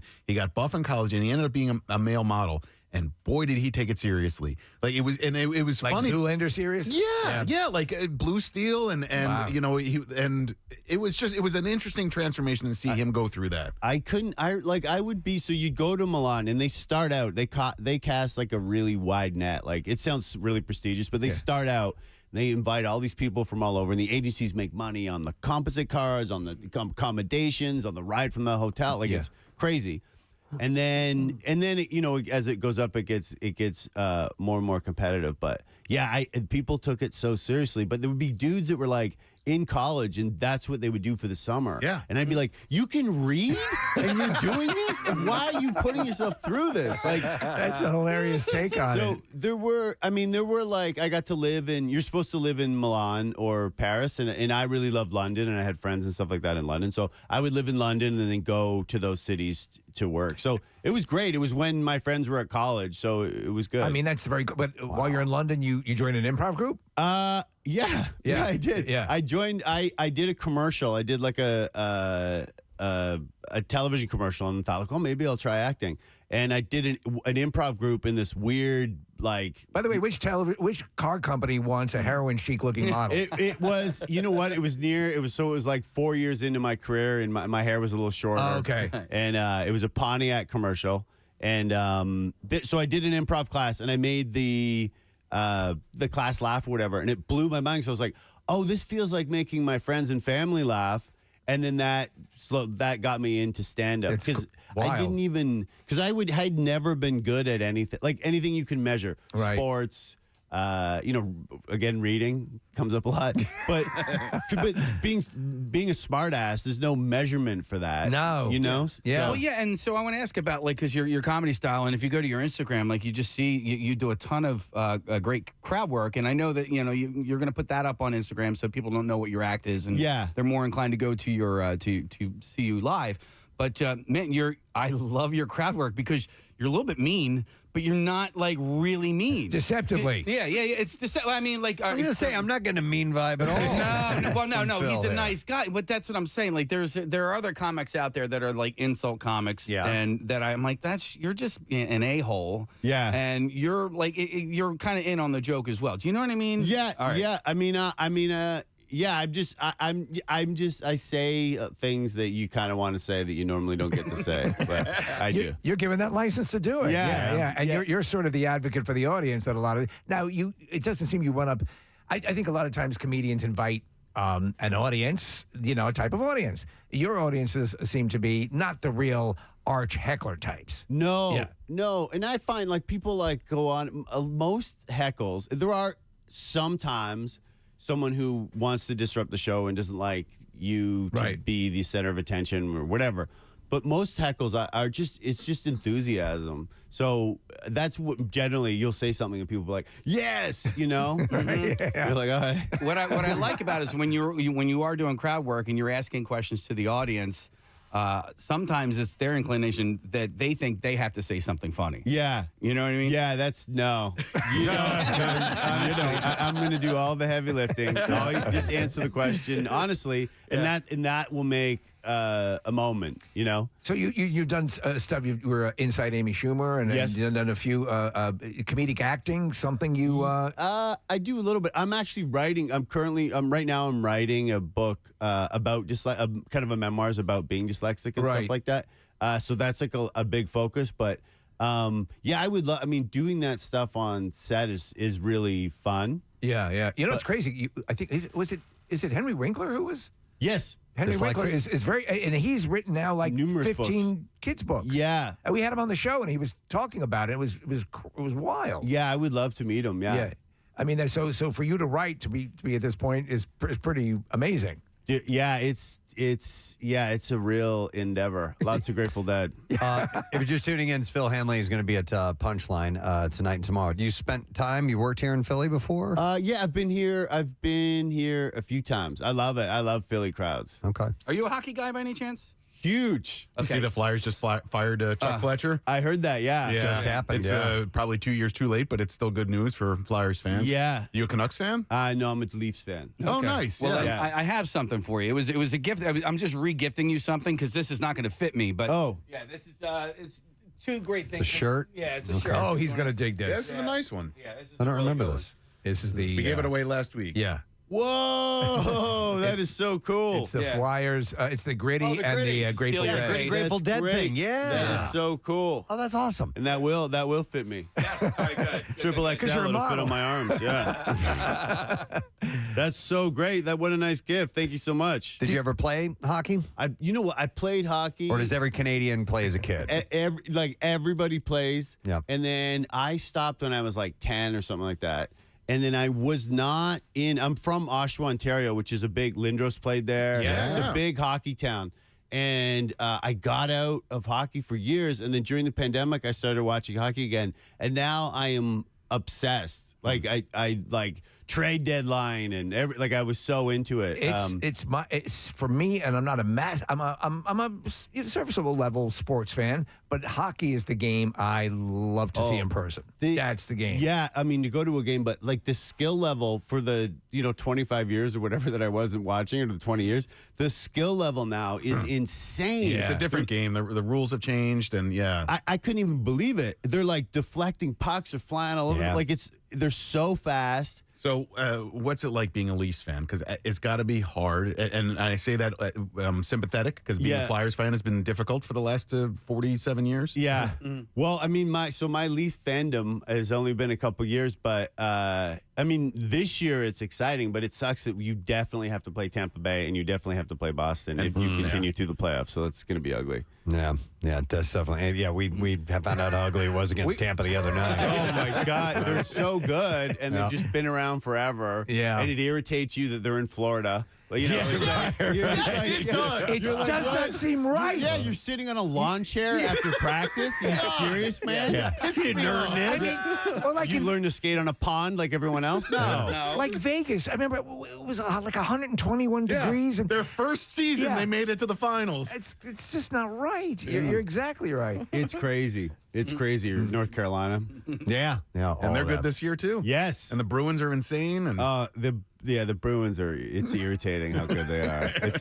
My dad's a Bruins fan, so I go home to write. I go to Vancouver to write. Yeah. And I watch hockey with my dad, and my dad's a Bruins fan, and it's just like, it's tough because they're so good. They could set the record for the most number of points in any NHL season. Yes, this ever. Season. Yeah, I think the fastest to 50 wins in forever, and they are very impressive. Is your dad from Vancouver? My dad's from Oshawa, and Oshawa. Have you guys heard of Oshawa before? Yes, yeah. Bobby Orr played, Eric Lindros. So my dad would go see the Oshawa Generals, named after General Motors because there's a big auto plant there, and that was the farm team for the Bruins. So there is a contingent in Oshawa that are Bruins fans, like the old school guys, because they would see those kids growing up and then see them in the NHL. Okay. Wow. All right. Well, listen, Phil has 2 shows, like I said. There's 2 shows tonight and tomorrow. There's 7:30 and 9:45. And you can get tickets at punchlinephilly.com. So get out and see some comedy, see Phil, and welcome him to our city. Thank you so much. Go Flyers. Yeah, there you go. Good call. Thank you, Phil. Appreciate it. Let's hear it for Phil Hanley, everybody. Thank you, guys. We are going to take, here you go, some little box of rain for your way out. Oh, nice. Beautiful. We are going to take a break. We'll come back in just a second. Beef Owl on the way. Stay with us. Preston and Steve on 93.3 WMMR. And I had read that you had asked, you wanted people to hear it at that point, so I read something incorrect. Oddly enough, there was some misinformation that I found on the web. Weird. Yeah. Well, we started it a while back. You know, we'd been working in bits and pieces through 2019 in between tours. We just sort of started putting time aside when we were all together. We live all over the world. All over the country, and now we have a member who lives in Germany, Jen, who we've been away from since before the pandemic. She's been with us remotely on this thing since the first 4 songs, but we made it happen. We really did. It's such a Can't believe it. Hallelujah. No, it's very cool, and honestly, the entire world has gone through a maelstrom of stuff. Obviously with the COVID and all that stuff, and then you guys have also, all of you at some level, been dealing with personal crises, and here you are at this end of it, releasing music into the world, connecting with people and what you love doing. Is there just a big sigh of relief now that it's out there? I can't imagine what that process is like and what you're currently experiencing. It feels so good. Yeah. It really does. And for us, it's not something we do every other year. It's something that is, it comes out when it happens, when the inspiration hits and the time is right and everything lines up and we know what we want to do.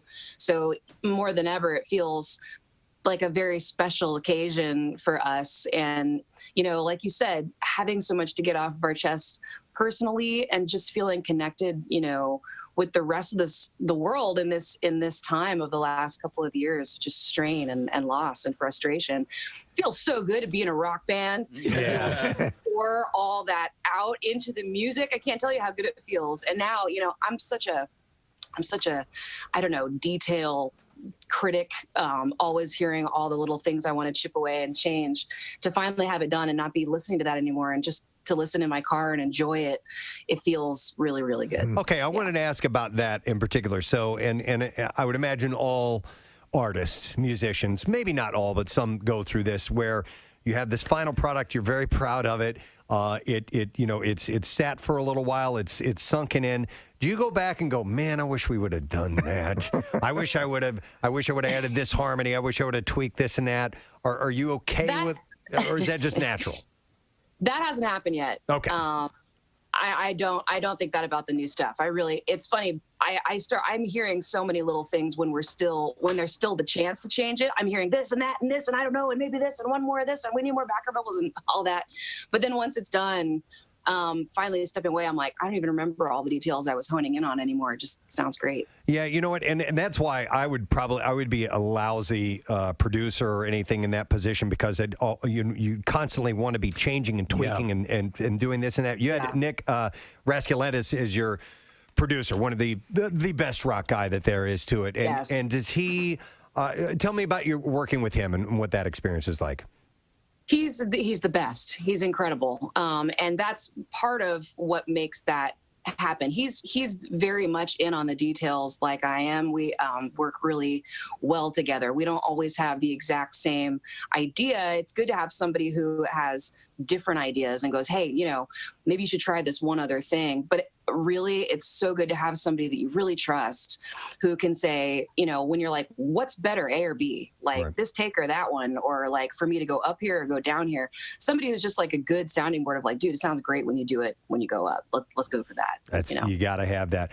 All right. I also wanted to ask, Steve had mentioned the fact that there's a lot of there's a lot of message you're getting across with this music. There's a lot of things happening. You mentioned a lot of tragedy. There's some good things too, but I wanted to ask you on a personal note. When I will sometimes listen to songs for years and have no idea what the artist was the message that they were trying to get through in this song. Now, I may love the melody and the harmonies and the rhythm and all that stuff, and I like the song, but don't really know what it's about.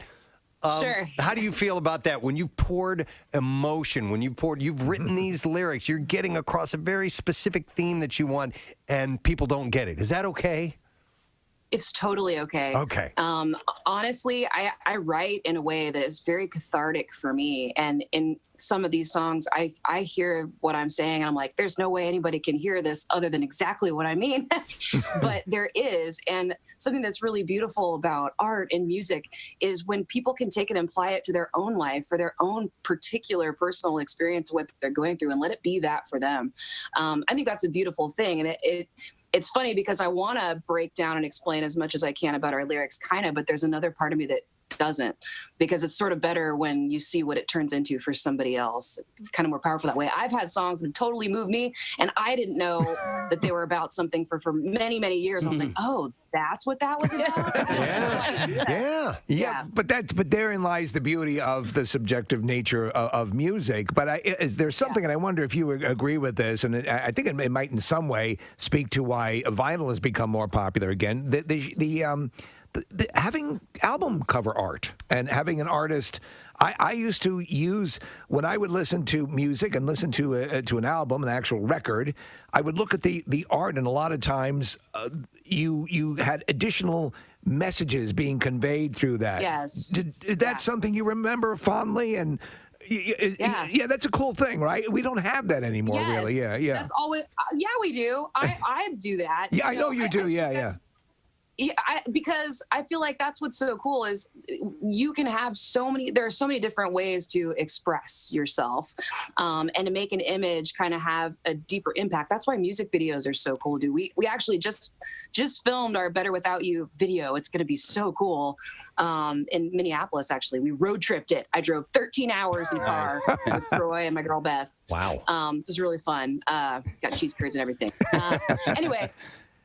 When you can take, something and go, okay, here's a visual also that sort of feels like the world that this is living in. I don't know. That is a huge part of it, whether it's album artwork or whatever. Yeah. And we do that. We almost always have some sort of like animal or insect or something that's like our secret spirit animal that goes with the music for each era. This one's a nautilus. And to me, that spiral shape has always been like some kind of a symbol of like eternity, like it keeps going until you can't see it anymore. And right. It makes me think about the future and the past and the soul and like the depths of things. So it just fits. And it's like, it doesn't have to be that anybody really knows that explanation, but it feels that way to me. So maybe it'll feel like that to somebody else on a subconscious level. Cool. Amy Lee, I was actually having a discussion over the weekend, and your name was brought up as well as Taylor Momsen, Lizzie Hale, and Dorothy. And it was because we were watching the pregame for the NCAA Final Four, and they had a giant Miley Cyrus concert. Now, so I don't want to knock Miley Cyrus at all, but she was, for the masses, the female representation of rock music. And I was, and I listened to her album, and I like it. He likes her a lot. I do. And so that's why I'm saying I'm not knocking Miley, but I was like, right. I was a little bit perplexed on why they're having her represent rock and roll when she is not classically known as a rock artist. And I thought, man, Amy Lee would have been perfect for this. Lizzie Hale would have been perfect. Taylor Momsen, Dorothy. There had so many, other, I thought, better representations of rock music. And I wasn't sure what your thoughts were on her being a rock act now. And I'm not asking you to knock anything either. Yeah, and again, without knocking her with you, I'm with you on that. I feel like it has to do with the people in place that are putting those kind of productions together. They need to hire you guys. They need if there's a place where rock music is going to be represented. There's so much rock music with millions of fans. Like, rock is no way dead. Like, right. It is full alive. But we need people in the positions of power and placement to recognize and tap into that rock world instead of always trying to make it, well, what'll just get the most people, that have heard this name before or whatever to care about it. That just feels a little bit like a manufactured, a business move, a corporate move. Yeah, no, that's exactly how do we it. get the numbers. Right. That's always frustrating. It's cool to be the underdog, but Right. at the same time, it's like, well, rock is real. There are people out there that like it. Give it a chance for sure. Yeah, but my wife did bring up the point that she is, She's a different name out there, and so maybe she is going to be that entree, right? Maybe somebody's going to watch her, listen to her, and go, well, hang on a second, I like this style of music. And maybe somebody... Take a deeper dive. Maybe somebody who wouldn't have known about Evanescence is now all of a sudden introduced as a result of that. I was like, okay, well, that's a healthy perspective, I guess. Yeah, totally. You know, and Casey brought up the great female rockers that are out there now, and I always kind of think of you as you, for me and for us, I think here represented the turn where we were like, you know, we had obviously legendary voices in rock, but you represented this next wave that I think is still going on. You were the flashpoint, I think, and it seems like your contemporaries, and I've read interviews with all of them where they cite you as that step-off point. That has to come with a bit of pride. That's really cool. It's so much cooler doing all of this now, later on in life, with the experience and the respect that comes along with, just doing it for a long time and surviving so much. Yeah. I would way rather be where I am now than what it felt like when we were starting out. Yes. Yeah. It's badass. It's incredible. There are so many people that came before me, that have influenced me. So many rad women. It's not like I'm like this one pillar of rock. There have been women in rock from the beginning. Yeah, but you had a style which I kind of see as almost like dominatrix-esque. And let me explain. Because they incorporate pleasure and pain. Yeah. And so the instrumentation is the pain and your voice is the pleasure. You have this smoothness about you, and then there's that raw edge of the music that go together. So, I mean, contrast. Yeah. Contrast. So, on a visual, audio, whatever level, I like to hear two really different things coming together to make that beautiful swirl. And as I want to be the first one who has ever called you a dominatrix. Has anybody ever done that? Oh, you're not the first. We're on Zoom with Amy, so we can see her in the room that she's in. Are those Care Bears and Smurf dolls behind you? Yeah. What's your pleasure? WMMR. We want to send you to Universal Orlando Resort, my friend, starting Monday, March 20th. Listen weekday mornings at 8 a.m. for our Preston and Steve Photo Hunt Challenge. You'll get a clue on the air, and then you need to check out the photo gallery at WMMR.com. Then, if you're the correct number caller later in the show and you correctly identify the photo and answer from that morning's clue, you could win a trip for two to Universal Orlando Resort with flights provided by Spirit. For more information, go to WMMR.com. All told, we're going to give away 5 trips to Universal. It's unbelievable. And that will all be that week. So starting on the 20th, the day that we are broadcasting at Universal Studios, we'll give away a trip that morning. After our show, we're coming back here, and then we'll do a show. We'll give away a trip on Tuesday, Wednesday, Thursday, and Friday. The funny part is that so the perception is, well, if we come down and broadcast, and blah, blah, blah, we get an appreciation of the park. What they don't know is that we freaking love the park already. Oh, yeah. Yeah, it's sensational. Yeah, so this is a really exciting trip for us. So we'll be on Friday, we'll be in Clearwater. We'll do that show, St. Patrick's Day. Yes. I forgot St. Patrick's Day. St. Patrick's Day live broadcast in Clearwater with the Phils. And then we we drive to Orlando, and then we will be hanging out at the park on Saturday, mainly Sunday.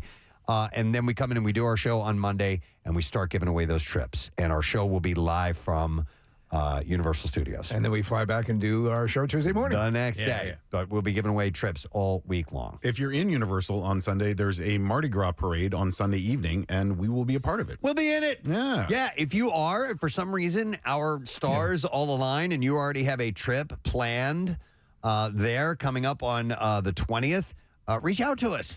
We'll find a way to meet up with you if we can or something. And by the way, the broadcast area is right out on a drag. It's a street that has the diner from American Graffiti, and it's just a beautiful street. I think it's near the Simpsons area. It's headed over that way. Absolutely, yeah. And it's right there. You can see it. Yeah. All right. So this is a cool little bonus. It's just awesome for both us and you. So we're getting set for that.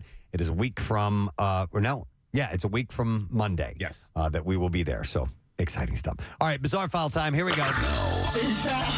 WMMR presents Preston and Steve's Bizarre File. All right. Brought to you by Monster Mania. The biggest names in horror will be at Monster Mania Con 53 this weekend at the Doubletree Hotel in Cherry Hill. Special guests include Charlie Hunnam and the Sons of Anarchy reunion. Tickets at monstermania.com. Well, this is disturbing. Well, not as disturbing. It's pretty damn disturbing. We had a 6-year-old shoot his teacher a while back. Well, an 11-year-old elementary school student in Roswell, New Mexico, poured bleach into a teacher's coffee cup. Last Tuesday at Washington Elementary School. Students warned the teacher before she could drink the coffee, but the primary student involved was given a juvenile citation. Police have not yet revealed the motive behind the incident, and it's unclear if the student teacher is back in the school or not. Names of the teacher and the student involved have not yet been released. I told you the story about the kid in my school who poured photo fixer into the teacher's cup. Right. Got suspended. Wow, I can imagine. Let's see. A woman accused of setting a fire that left several units of an apartment complex uninhabitable over the weekend has been arrested. Crystal Nicole Moss told police that she was trying to, quote, burn away the negative energy, the sadness, and the pain in her life when she started a fire early Sunday at the Liberty Heights Apartments complex. She might be insane. Moss was booked into the Salt Lake County Jail for investigation of arson. The fire started at 3 a.m. A police officer who was in the area saw smoke coming from one of the balconies. You sound insane. She and a second officer arrived a short time later. They began knocking on the doors, waking people up and getting them out of there as the fire crews were arriving. It's a good thing they saw it when they did. Police said the first officer on the scene had been with the department for about 3 years. The second officer, 20 years. The two officers were able to get everyone out of the apartment safely. As the fire was being investigated, Moss approached the police and claimed that she had started the fire. When questioned, she claimed that she had intentionally used a Bic lighter to ignite a tree of life, which was placed inside a cauldron near her bedroom closet. She had a whole plan. According to Crystal, it was difficult to ignite the tree of life, so she poured a bottle of alcohol on it to speed up the process. Had to work like the Dickens to get it going. Crystal said the intent was to burn away the negative energy, sadness, and pain in her life. Mm-hmm. What about everyone else's life with shared apartments? According to Crystal, she wanted to burn the universe, but she didn't want to hurt anyone. It's a tough one. It's hard to burn the universe. You've got to be on your game. Not hurt anyone. Like Thanos wanted to snap his fingers, and he took out half the population. Yeah, you know. It's hard. It is. A man was arrested after a 2,000-pound church bell was stolen from a Pittsburgh cemetery last month and then later found dumped on the side of the road. Matthew Pastelli was arrested. It doesn't ring a bell. And charged with theft by unlawful taking. Squirrel Hills Brown Ames Church bell, which was cast in 1908, was stolen from the Turner Cemetery, and it was found along the road. It was they located it later. Did they think it escaped? No. The man who reported it told police he saw it on the news. Police said that they were able to use witnesses and cameras to identify a suspect vehicle, trailer and forklift that was used to remove the bell. They really wanted this bell. That's pretty. What was it? Did they say what it was made out of? They did not, but they left it on the side of the road. So maybe they got it. Yeah. And they realized they didn't want it. The bell is now safe. A lot of planning. The bell is now safe and sound, though it is missing the yoke, and there is a small slice in the side of it as well. Like the Liberty Bell. I guess a lot like that, yeah. Well, a man was arrested and is charged with vandalism. This came after he destroyed $250,000 worth of food at a Kroger grocery store. $250,000? Yeah, the man, Darius Coleman, saw the frozen food in the freezers, and he didn't like the clutter. As a result, he made it his mission to solve the problem. The only issue is that Kroger, like most grocery stores, have their food on display for the customers to grab and buy. That's true. I've seen that. When a person comes in the store and removes the items, they become liable for them. And this is the lesson Darius had to learn the wrong way. When he entered the Kroger, he decided to dispose of the frozen food. He ended up doing away with $250,000 worth of the food. As a result, he was arrested. Kroger pushed for him to be charged with vandalism. That's an incredible amount of money. He said he was only trying to declutter the freezer. You must be out of your goddamn mind. Agreed. A Canadian judge has ruled that giving someone the finger cannot be considered a crime because it is, quote, a God-given right.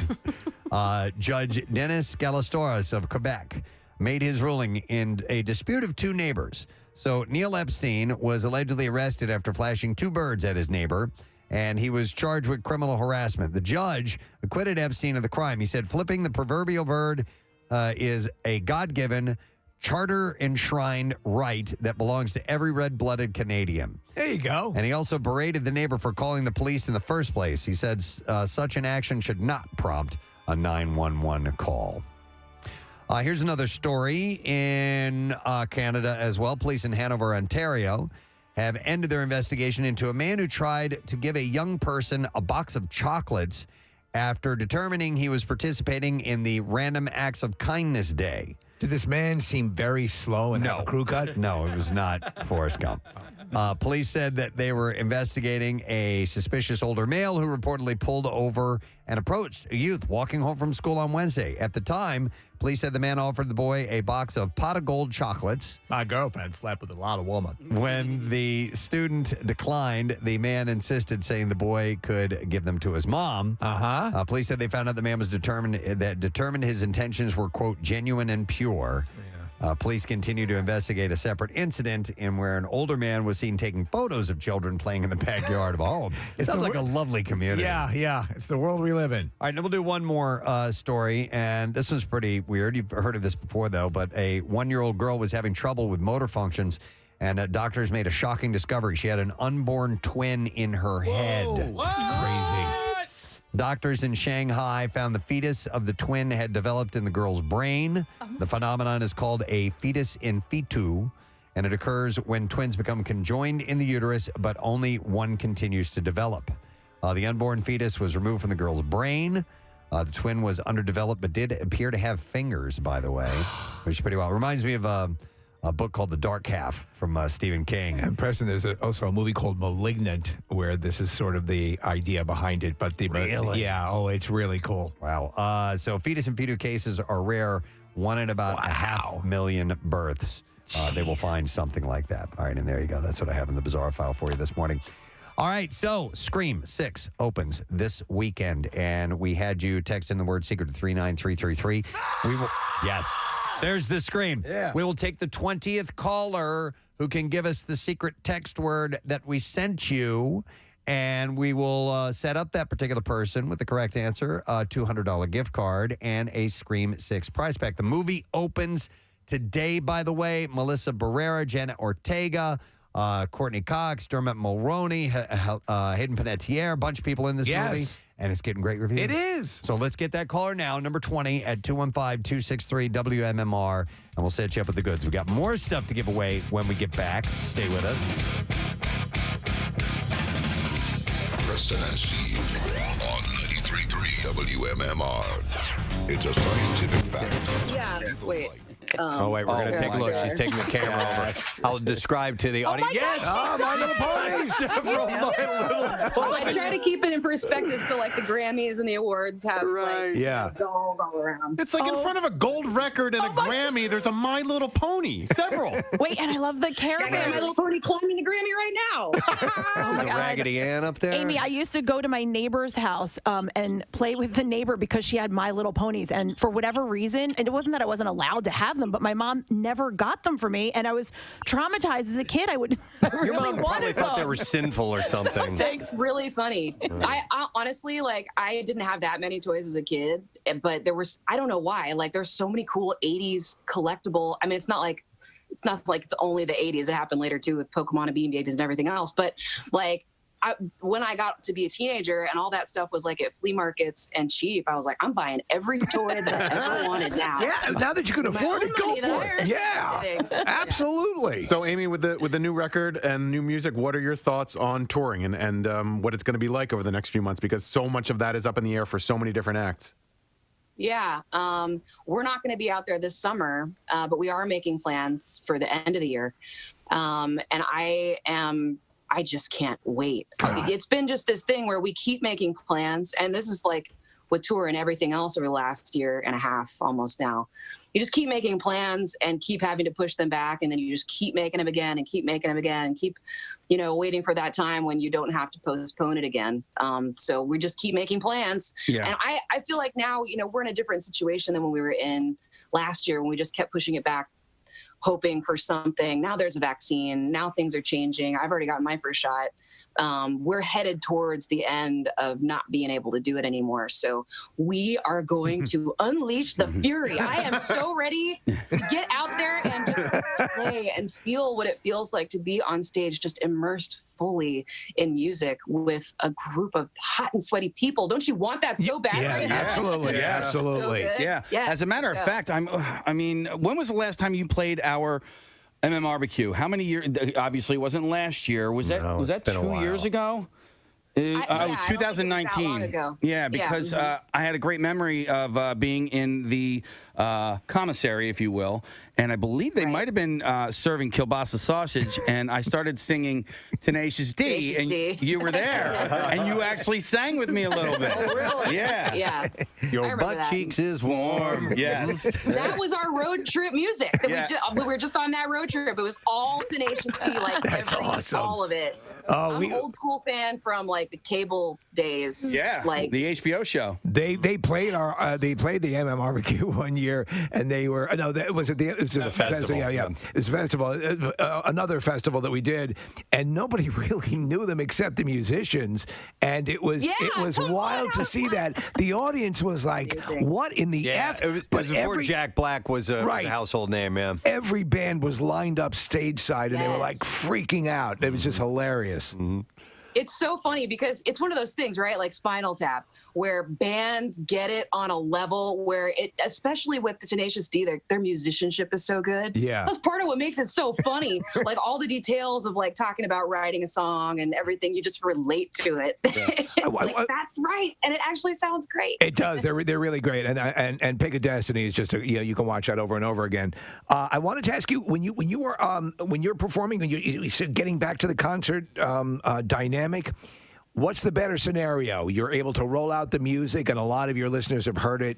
They're perform live with that energy, or they come already pre-schooled on the music because they've been listening to it over and over again off of the album. You know, it's cool when they know it a little bit. That one of the cool things about this situation is we're going to be going out there playing the new album, right? And by the time we're able to be up on stage playing it, the fans have been living it with it for a year. I mean, we started releasing the songs, already a year ago now. So it won't be that, ooh, what's this one? I haven't heard it before. I mean, it'll be cool to hear it live, but they'll know the words. And I think that's going to be really powerful. Yeah. I remember when I would be going to a concert, I would take a little bit of time to do the work, to get the album and listen to it, and then go. It's a completely different experience. And were you the same way when you were pre-rock star? Yeah. Yeah, even now, like if we're gonna go to a show and it's a band that like a friend wants to go to that I don't really know that well, or I know like the hits, but I don't want to be that person. Yeah. Like you always jam that album that day when you're like getting ready to go, just so you're kind of familiar with what's going to happen. It makes it more exciting when the songs you like do happen. It serves you better as you're paying for this ticket. Yeah. You're going to get more out of it if you listen to the material. I remember Rush had done a tour, and it was a concept album that they had, and they said they were going to mainly just be playing music from that. So I did my work. I listened to it. I loved it. Our boss did not listen to it. He thought it was a lousy concert. I thought it was an awesome concert. So that can be the difference. You got to listen to the material. I totally agree.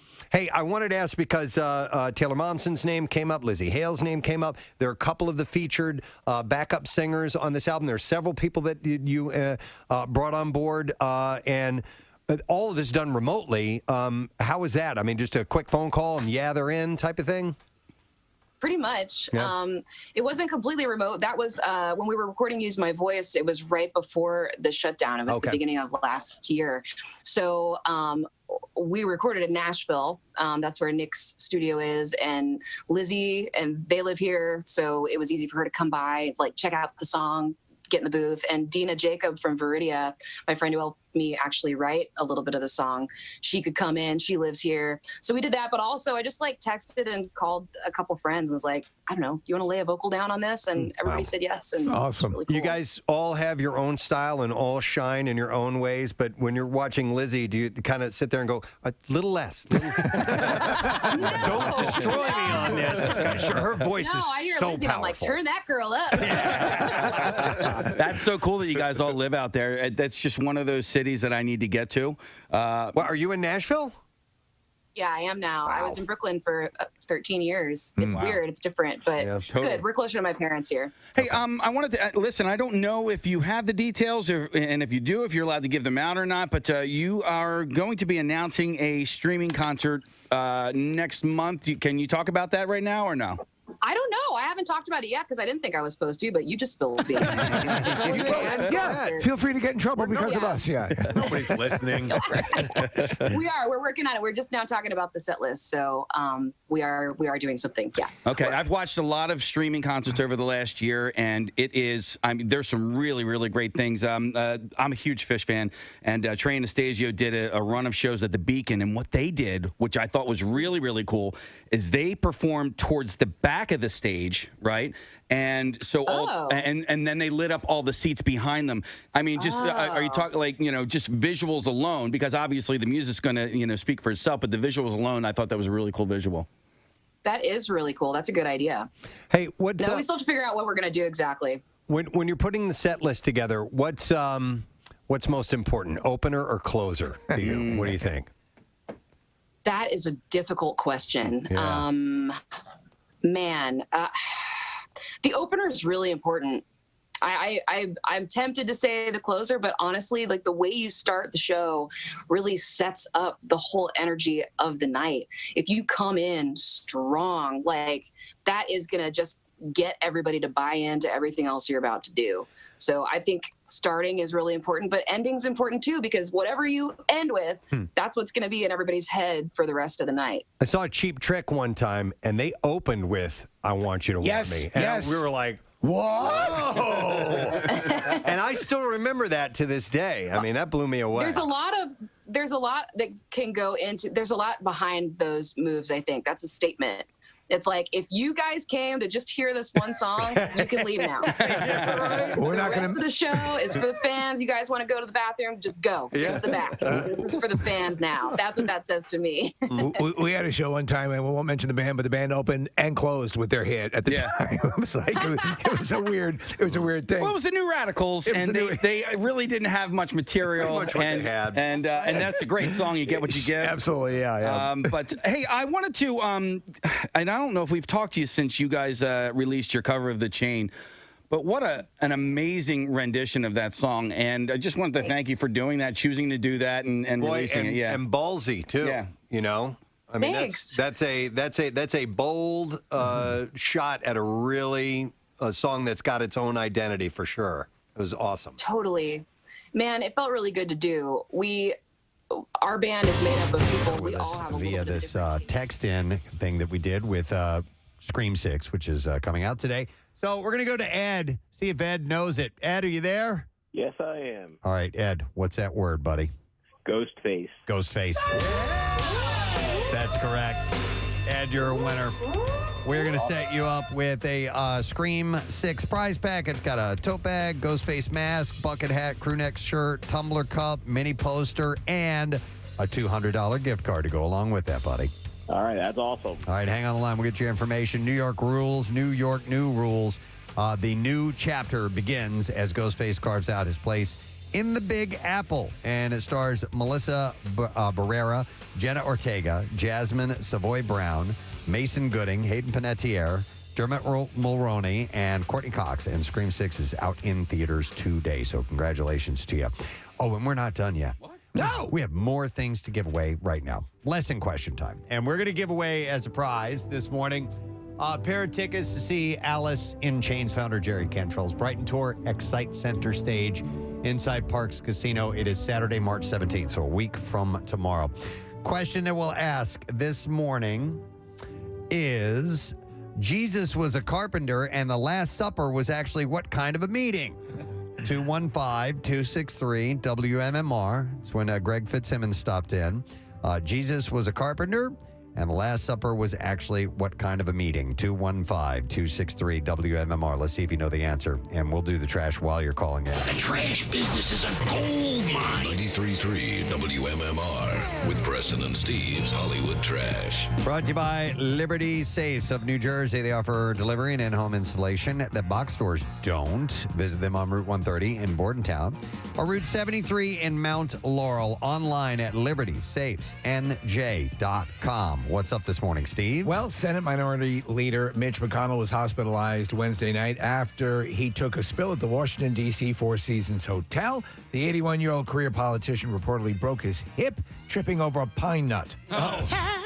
Tiger Woods' ex-girlfriend Erica Herman is suing for $30 million after he kicked her out of his home and changed the locks. Herman says she plans on hiring a locksmith, but only wants the $30 million kind. And finally, the Met Gala trending on Twitter yesterday after news circulated that Anna Wintour has placed Fashion Police personality Tim Gunn on the permanently banned list. Gunn responded calling Wintour a skid mark with a bob. Wow. That's your Hollywood Trash. That's not going to get him invited back. All right, let's go to the phones, get an answer to the question. Jesus was a carpenter, and the Last Supper was actually what kind of meeting? 215-263-WMMR. It's Nick who's on the line. Hi there, Nick. Hey, how's it going? Good. All right, so Jesus was a carpenter, and the Last Supper was what kind of a meeting? A union meeting. Union meeting, yes. Hang on, Nick. You got it, buddy. We are going to set you up with a pair of tickets to see Allison Chains frontman Jerry Cantrell's Brighton tour at the Excite Center stage inside Parks Casino. And that's Saturday, March 18th. MMR VIPs, you can enter at WMMR.com for a chance to win passes for the VIP meet and greet and sound check as well. Now, Preston and Steve's Music News on 93.3 WMMR. Pow, pow, pow, pow, pow, pow! Kaboomba! Brought to you by Sport and Social. Catch all the March Madness at Sports and Social. It's on the 52-foot big screen live at Live Casino Philly, featuring Bud Light packages, giveaways, games, and more. Nice. For an unmatched basketball viewing experience. Godsmack drummer Shannon Larkin says that he does not know if the band could afford to tour outside of America. In an interview, when asked if the band had any plans to tour Australia, he said not yet. And the honest truth is, can we afford to come? Have they checked Priceline? I don't know if they have yet or not. He said it sucks for us because we're here, we're big in America, we're an American band. The radio loves us here. If it weren't for them, we wouldn't be a big band, and we didn't really have the success worldwide that we had here. So that's what he had to say about that. Less than a week after surgery, Travis Barker let fans know that he's doing okay. Posted a photo showing a deep purple M-shaped scar that expands 2/3 of his left ring finger, along with a photo that he simply wrote with the caption, "Hi." So is the M for Blink-182? That's what it is. I know what that's a reference to. We were at a concert. We were at Weezer. It was the Y100. It was one of our shows we were doing, a summer show, the festival. And Weezer was playing, and while they're playing, this giant W lowers down behind them. And even if I remember who exactly it was, I'm not going to say who it was. Yeah, I don't know. But they turn to me and they go, "Hey, is the W for Y100?" And I go, "No, it's for Weezer, I think." And she put her hand on her face and was like, "Oh, my God." I'm going to go over here now. Why? So, no, the M is not for Blink-182. The procedure took place on March 3rd, and he was out of the hospital the next day. Had injured himself while rehearsing for the Blink tour, which, of course, that is now on hold. Former Megadeth guitarist Marty Friedman has opened up about being a TV personality in Japan. Now, I'm not that well versed in Megadeth, and I'm not familiar with Marty Friedman and his story. But he's been living in Japan since 2003, and he recently said in an interview, I was initially not really into doing this, but I wanted to just focus. I wanted to focus on playing music, J-pop music. And he said, I wanted to concentrate on that, but they said, no, just try this TV thing. Your Japanese is really good, and you have a very interesting viewpoint. Just give it a try. And he said, the first thing out of the box was a really big hit. It lasted for 6 seasons. I had no idea this was going on. He said for a new show, it's pretty unheard of. And so other offers came up, and my management over here started filling things up. And the next thing you know, more people know me from television than from music. So Kathy does a QVC kind of show out of Honduras, but but he's having tremendous success in Japan. And then we look at the still photo; it looks like he's having a good time. Yeah, as a TV personality. Yeah. So good for him. Only hours before showtime, Bruce Springsteen and the E Street Band announced the postponement of last night's concert in Columbus, Ohio.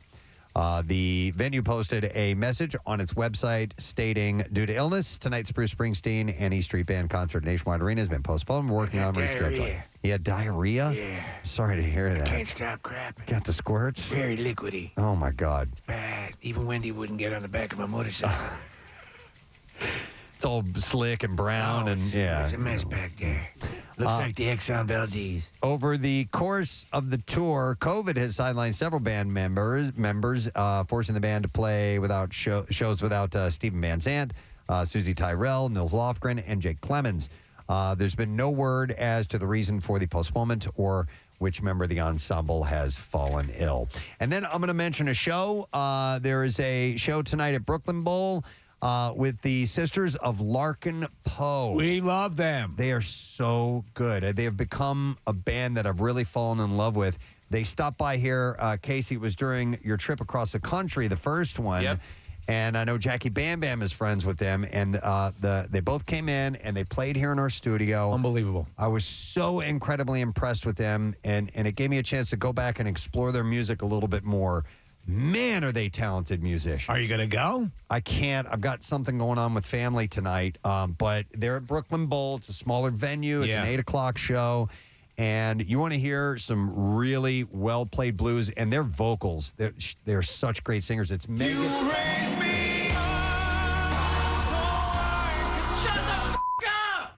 It's not them. That's Josh Groban. That's not them. But they're a great follow on Instagram because they'll just show them jamming or just sitting around working on some stuff. But bagels and such. You want to see some great music, go see Larkin Poe tonight. Good advice. At Brooklyn Bowl. And I wish they could come by here today. I wish we had a chance to see them this weekend. But Jackie, Bill told me that Jackie wanted to go record shopping with them while they were in town. I don't know if they'll be able to do that or not, but I think they had said yes to it, but we'll see if that ends up happening. All right, and there you go. That's excellent. That is what I have in music news for you this morning. We're going to take a break. We'll get ready to wrap things up, give away our Word of the Week prize when we return, so make sure you stay close. Preston and Steve on 93.3 WMMR. 93.3 Got its own identity for sure. It was awesome. Totally. Man, it felt really good to do.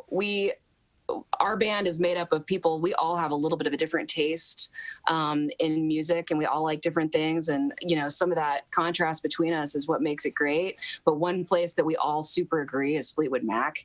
So to be able to go in and for us all to just be like, yes, equally excited to have the opportunity to do it was really cool. And my thought on covers is always find a new way, make it somehow really your own, because if it's really just going to be another version of the original, that's just, I don't know. I want to go hear the original then. That to me is that. You're just reminding people of a version they like better. Yeah, which is it's the problem.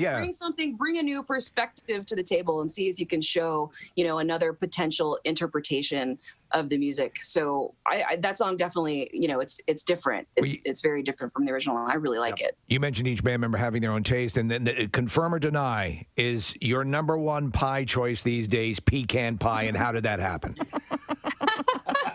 You guys research deep. You went far on Instagram. Can you confirm or deny? Confirm. I love pecan pie. I like food in general. I'm a food person, but I Yeah, I think that was like last Thanksgiving or something. I was like, okay, I'm making a mark in time. Like, this is my favorite. I'm tired of playing around. This isn't a joke anymore. So you pronounced it pecan pie, which is how I say it as well. Steve says pecan. Yeah. So then where are you from? Where did you grow up that you got that pronunciation? I actually grew up all over. My dad's was in radio for 30 years, so we're kind of a no dialect family. South Florida is where I grew up as a small child, but then Illinois and then Arkansas. But I mean, I've lived everywhere, kind of. All right, what did he do in radio? But pecan, we say pecan. Pecan. What did he do in radio? He did what you do. He was a DJ, a program director, morning show. Oh. We traveled. That's why we moved around a lot, just different jobs. Wow, cool. Excellent. Well, listen, we're excited about the prospect of maybe a streaming show coming up, and obviously you doing the live stuff, which is going to be fantastic, and the new album is great. So, Amy Lee, congratulations to you, the rest of the guys in the band. Thank you. And just keep doing what you're doing, and we love it, and we appreciate it. Thank you. Can't wait to see you in person again. Yes. Excellent. The Bitter Truth, Amy Lee, Evanescence. Thank you very much. And thanks for coming on this morning. So, wow. She's so cool. She's awesome. I love it. I love this. I was looking on our next guest Twitter account, and he's got a tweet from Ryan Reynolds. Yes. It says, excited to see the Snyder Cut, but ahead of its debut, and with the aid of a good amount of aviation gin, tonight at 6 p.m., I'll do something I've never done. Actually watch The Green Lantern. Happy St. Patrick's Day. That was sent to Zack Snyder. Ladies and gentlemen, we're very fortunate to have this gentleman on. He was gracious enough to give us this wonderful interview at the Camp Out for Hunger. It was fantastic. So cool. And we're stoked on the day that this big event that we've long awaited, that he is joining us this morning. Is very, very cool. I mean, the stuff that so many people thought would never happen, and here it is. Please welcome Zack Snyder to the show this morning. Zack. Hey, guys. Hey, how you doing, man? Doing great. Doing really great this morning. It is an exciting day for a lot of people, including, most of all, you. And the first question I want to get into, Zack, is just to remind everybody, how did this come to be? Where did this idea start that this movie needed to go back and be redone and added all this extra footage? I think it was fan-based, was it not? 100% fan-based. I don't know. It's a long saga of what happened during the film. People might not know that the original Justice League that was released in theaters, that I've never seen the movie. I left the project due to a family tragedy that we had, and so I never completed the film. They brought in another guy to finish it, and they made a couple of changes in my absence, and so I guess there was a hashtag that circulated called "Release the Snyder Cut." And that hashtag started on November 17th, 2017, which is the day the movie was originally released. Wow. There was a guy who walked out of the theater and just went like, nope, and just and tweeted that. And since, it's been tweeted millions of times, the studio finally was like, okay, well, I guess we have to do this. It's miraculous. Yeah. It is a miraculous thing when you stop and think about it. So the actual release itself, Zack, the actual movie, that it's in existence the way you originally envisioned it, but now the story of it has become Hollywood legend as well, how this actually was executed. So something that I'm sure would have to frustrate any artist and any guy, and I consider you a visionary. Preston and I, we all love your work. I mean, we're massive fans. And to think, okay, I guess I have to cast that one into the dustbin of, that's it. And then to be able to go back, and then you're getting things like IGN saying Zack Snyder's Justice League is a vindication for the director and the fans that believed in his vision. That's got to be awesome on this day to hear stuff like that. Yeah, it's really cool. And just the fans have been so amazing. Our big cause is suicide prevention and mental health awareness. And, the fans have raised now $600,000 just, in the little fan community. because every time they did an activation, like if they bought a billboard, half the money would go to AFSP, and the other half of the money would be like a billboard, or like whatever they do. Half of the money goes to AFSP, and for suicide prevention and mental health awareness. And it's just an incredible. I've said 100 times, like, well, if there was no movie, what the fans have done is incredible. Especially during this pandemic, where there's a lot of people suffering, through some hard times. On top of the this virus, there's also just the impact on all of us as people, and I think that they've really been just amazing and tip of the spear in that way, and I'm just proud of the community. Well, you participated in our Camp Out for Hunger, and just to put into perspective what happened, that ended up, when we thought we were fighting the Battle of Sisyphus there, pushing the boulder up the hill, it ended up being by leaps and bounds our most productive camp out ever, and again, thanks in part to you and the other people who did it. So the generosity is not gone, and for anyone who's going to enjoy and has been excited for this event, that we'll put the link up. I'm sure Nick probably already has, to direct money for people who want to make donations to this charity, which has touched your life and is sadly touching so many lives right now, and then turn a negative into a positive. But I have to ask you, so there is so much that initially I was unaware, after having seen the movie in the theater and having loved the way you had progressed this story. With Man of Steel and Batman v Superman, Dawn of Justice. To me, it seemed very Wagnerian and very operatic, and I love it. I love that whole thing. And while Justice League definitely has its moments, the tone was different. And so now that I realize there were huge chunks that were excised, Preston and I loved the character of Cyborg, and you could just feel he had been shorted so much screen time. That has been corrected, correct? Cyborg is really it's his movie in a lot of ways. I think when you see it, you're going to be very much, you're basically seeing Cyborg's story in a lot of ways. It's his origin, and that was always when Chris Terrio and I were working on the story. Our intent was always to have Cyborg. It was his time. We thought this movie was going to be all about Cyborg, and frankly, Justice League really takes that character, all the way. I love it. I can't wait for you to see it. But I was suggesting that you guys leave the studio right now. Zach was actually giving us a pass and suggested, and I suggested we ran the show from the time of Live Aid, and it would probably it wouldn't work out. But so we're going to tell our bosses you've given us the pass right now, actually on social media, and there are people responding who are just loving it. And you've always dealt with people who just summarily just don't buy into what you're doing. I've from the get-go, as have legions, bought into it. And you like long movies. We talked about this last time at the Camp Out for Hunger. And if you're telling a story, it's like I was looking at the runtime initially when Justice League. Three Doors Down on 93.3 WMMR. It's everything that rocks. We're going to move things along a little bit quickly. Steve's got stuff to get to this weekend. A very rare zipping out of here moment. Zippity-doo-dah. Appointment that we're going to get you off to, so we'll take care of business here in just a second. But I would like to thank everyone involved with today's program. Let me reiterate the announcement we made this morning. Very important and very cool. Yeah, so we are, of course, you've heard probably that we are going to be headed to spring training in Clearwater. Next Friday, a week from today, we'll be broadcasting live from the ballpark in Clearwater. And then we, wrap up the broadcast, hang out, go to the game, meet with people, have a good time. And then usually we would either, stay the weekend if we wanted to or fly back, whatever it may be. We have a change of plans. We are going to be we're going to be jumping in a car, and we're going to be driving to Orlando, and we are going to broadcast on Monday morning from Universal Studios Orlando.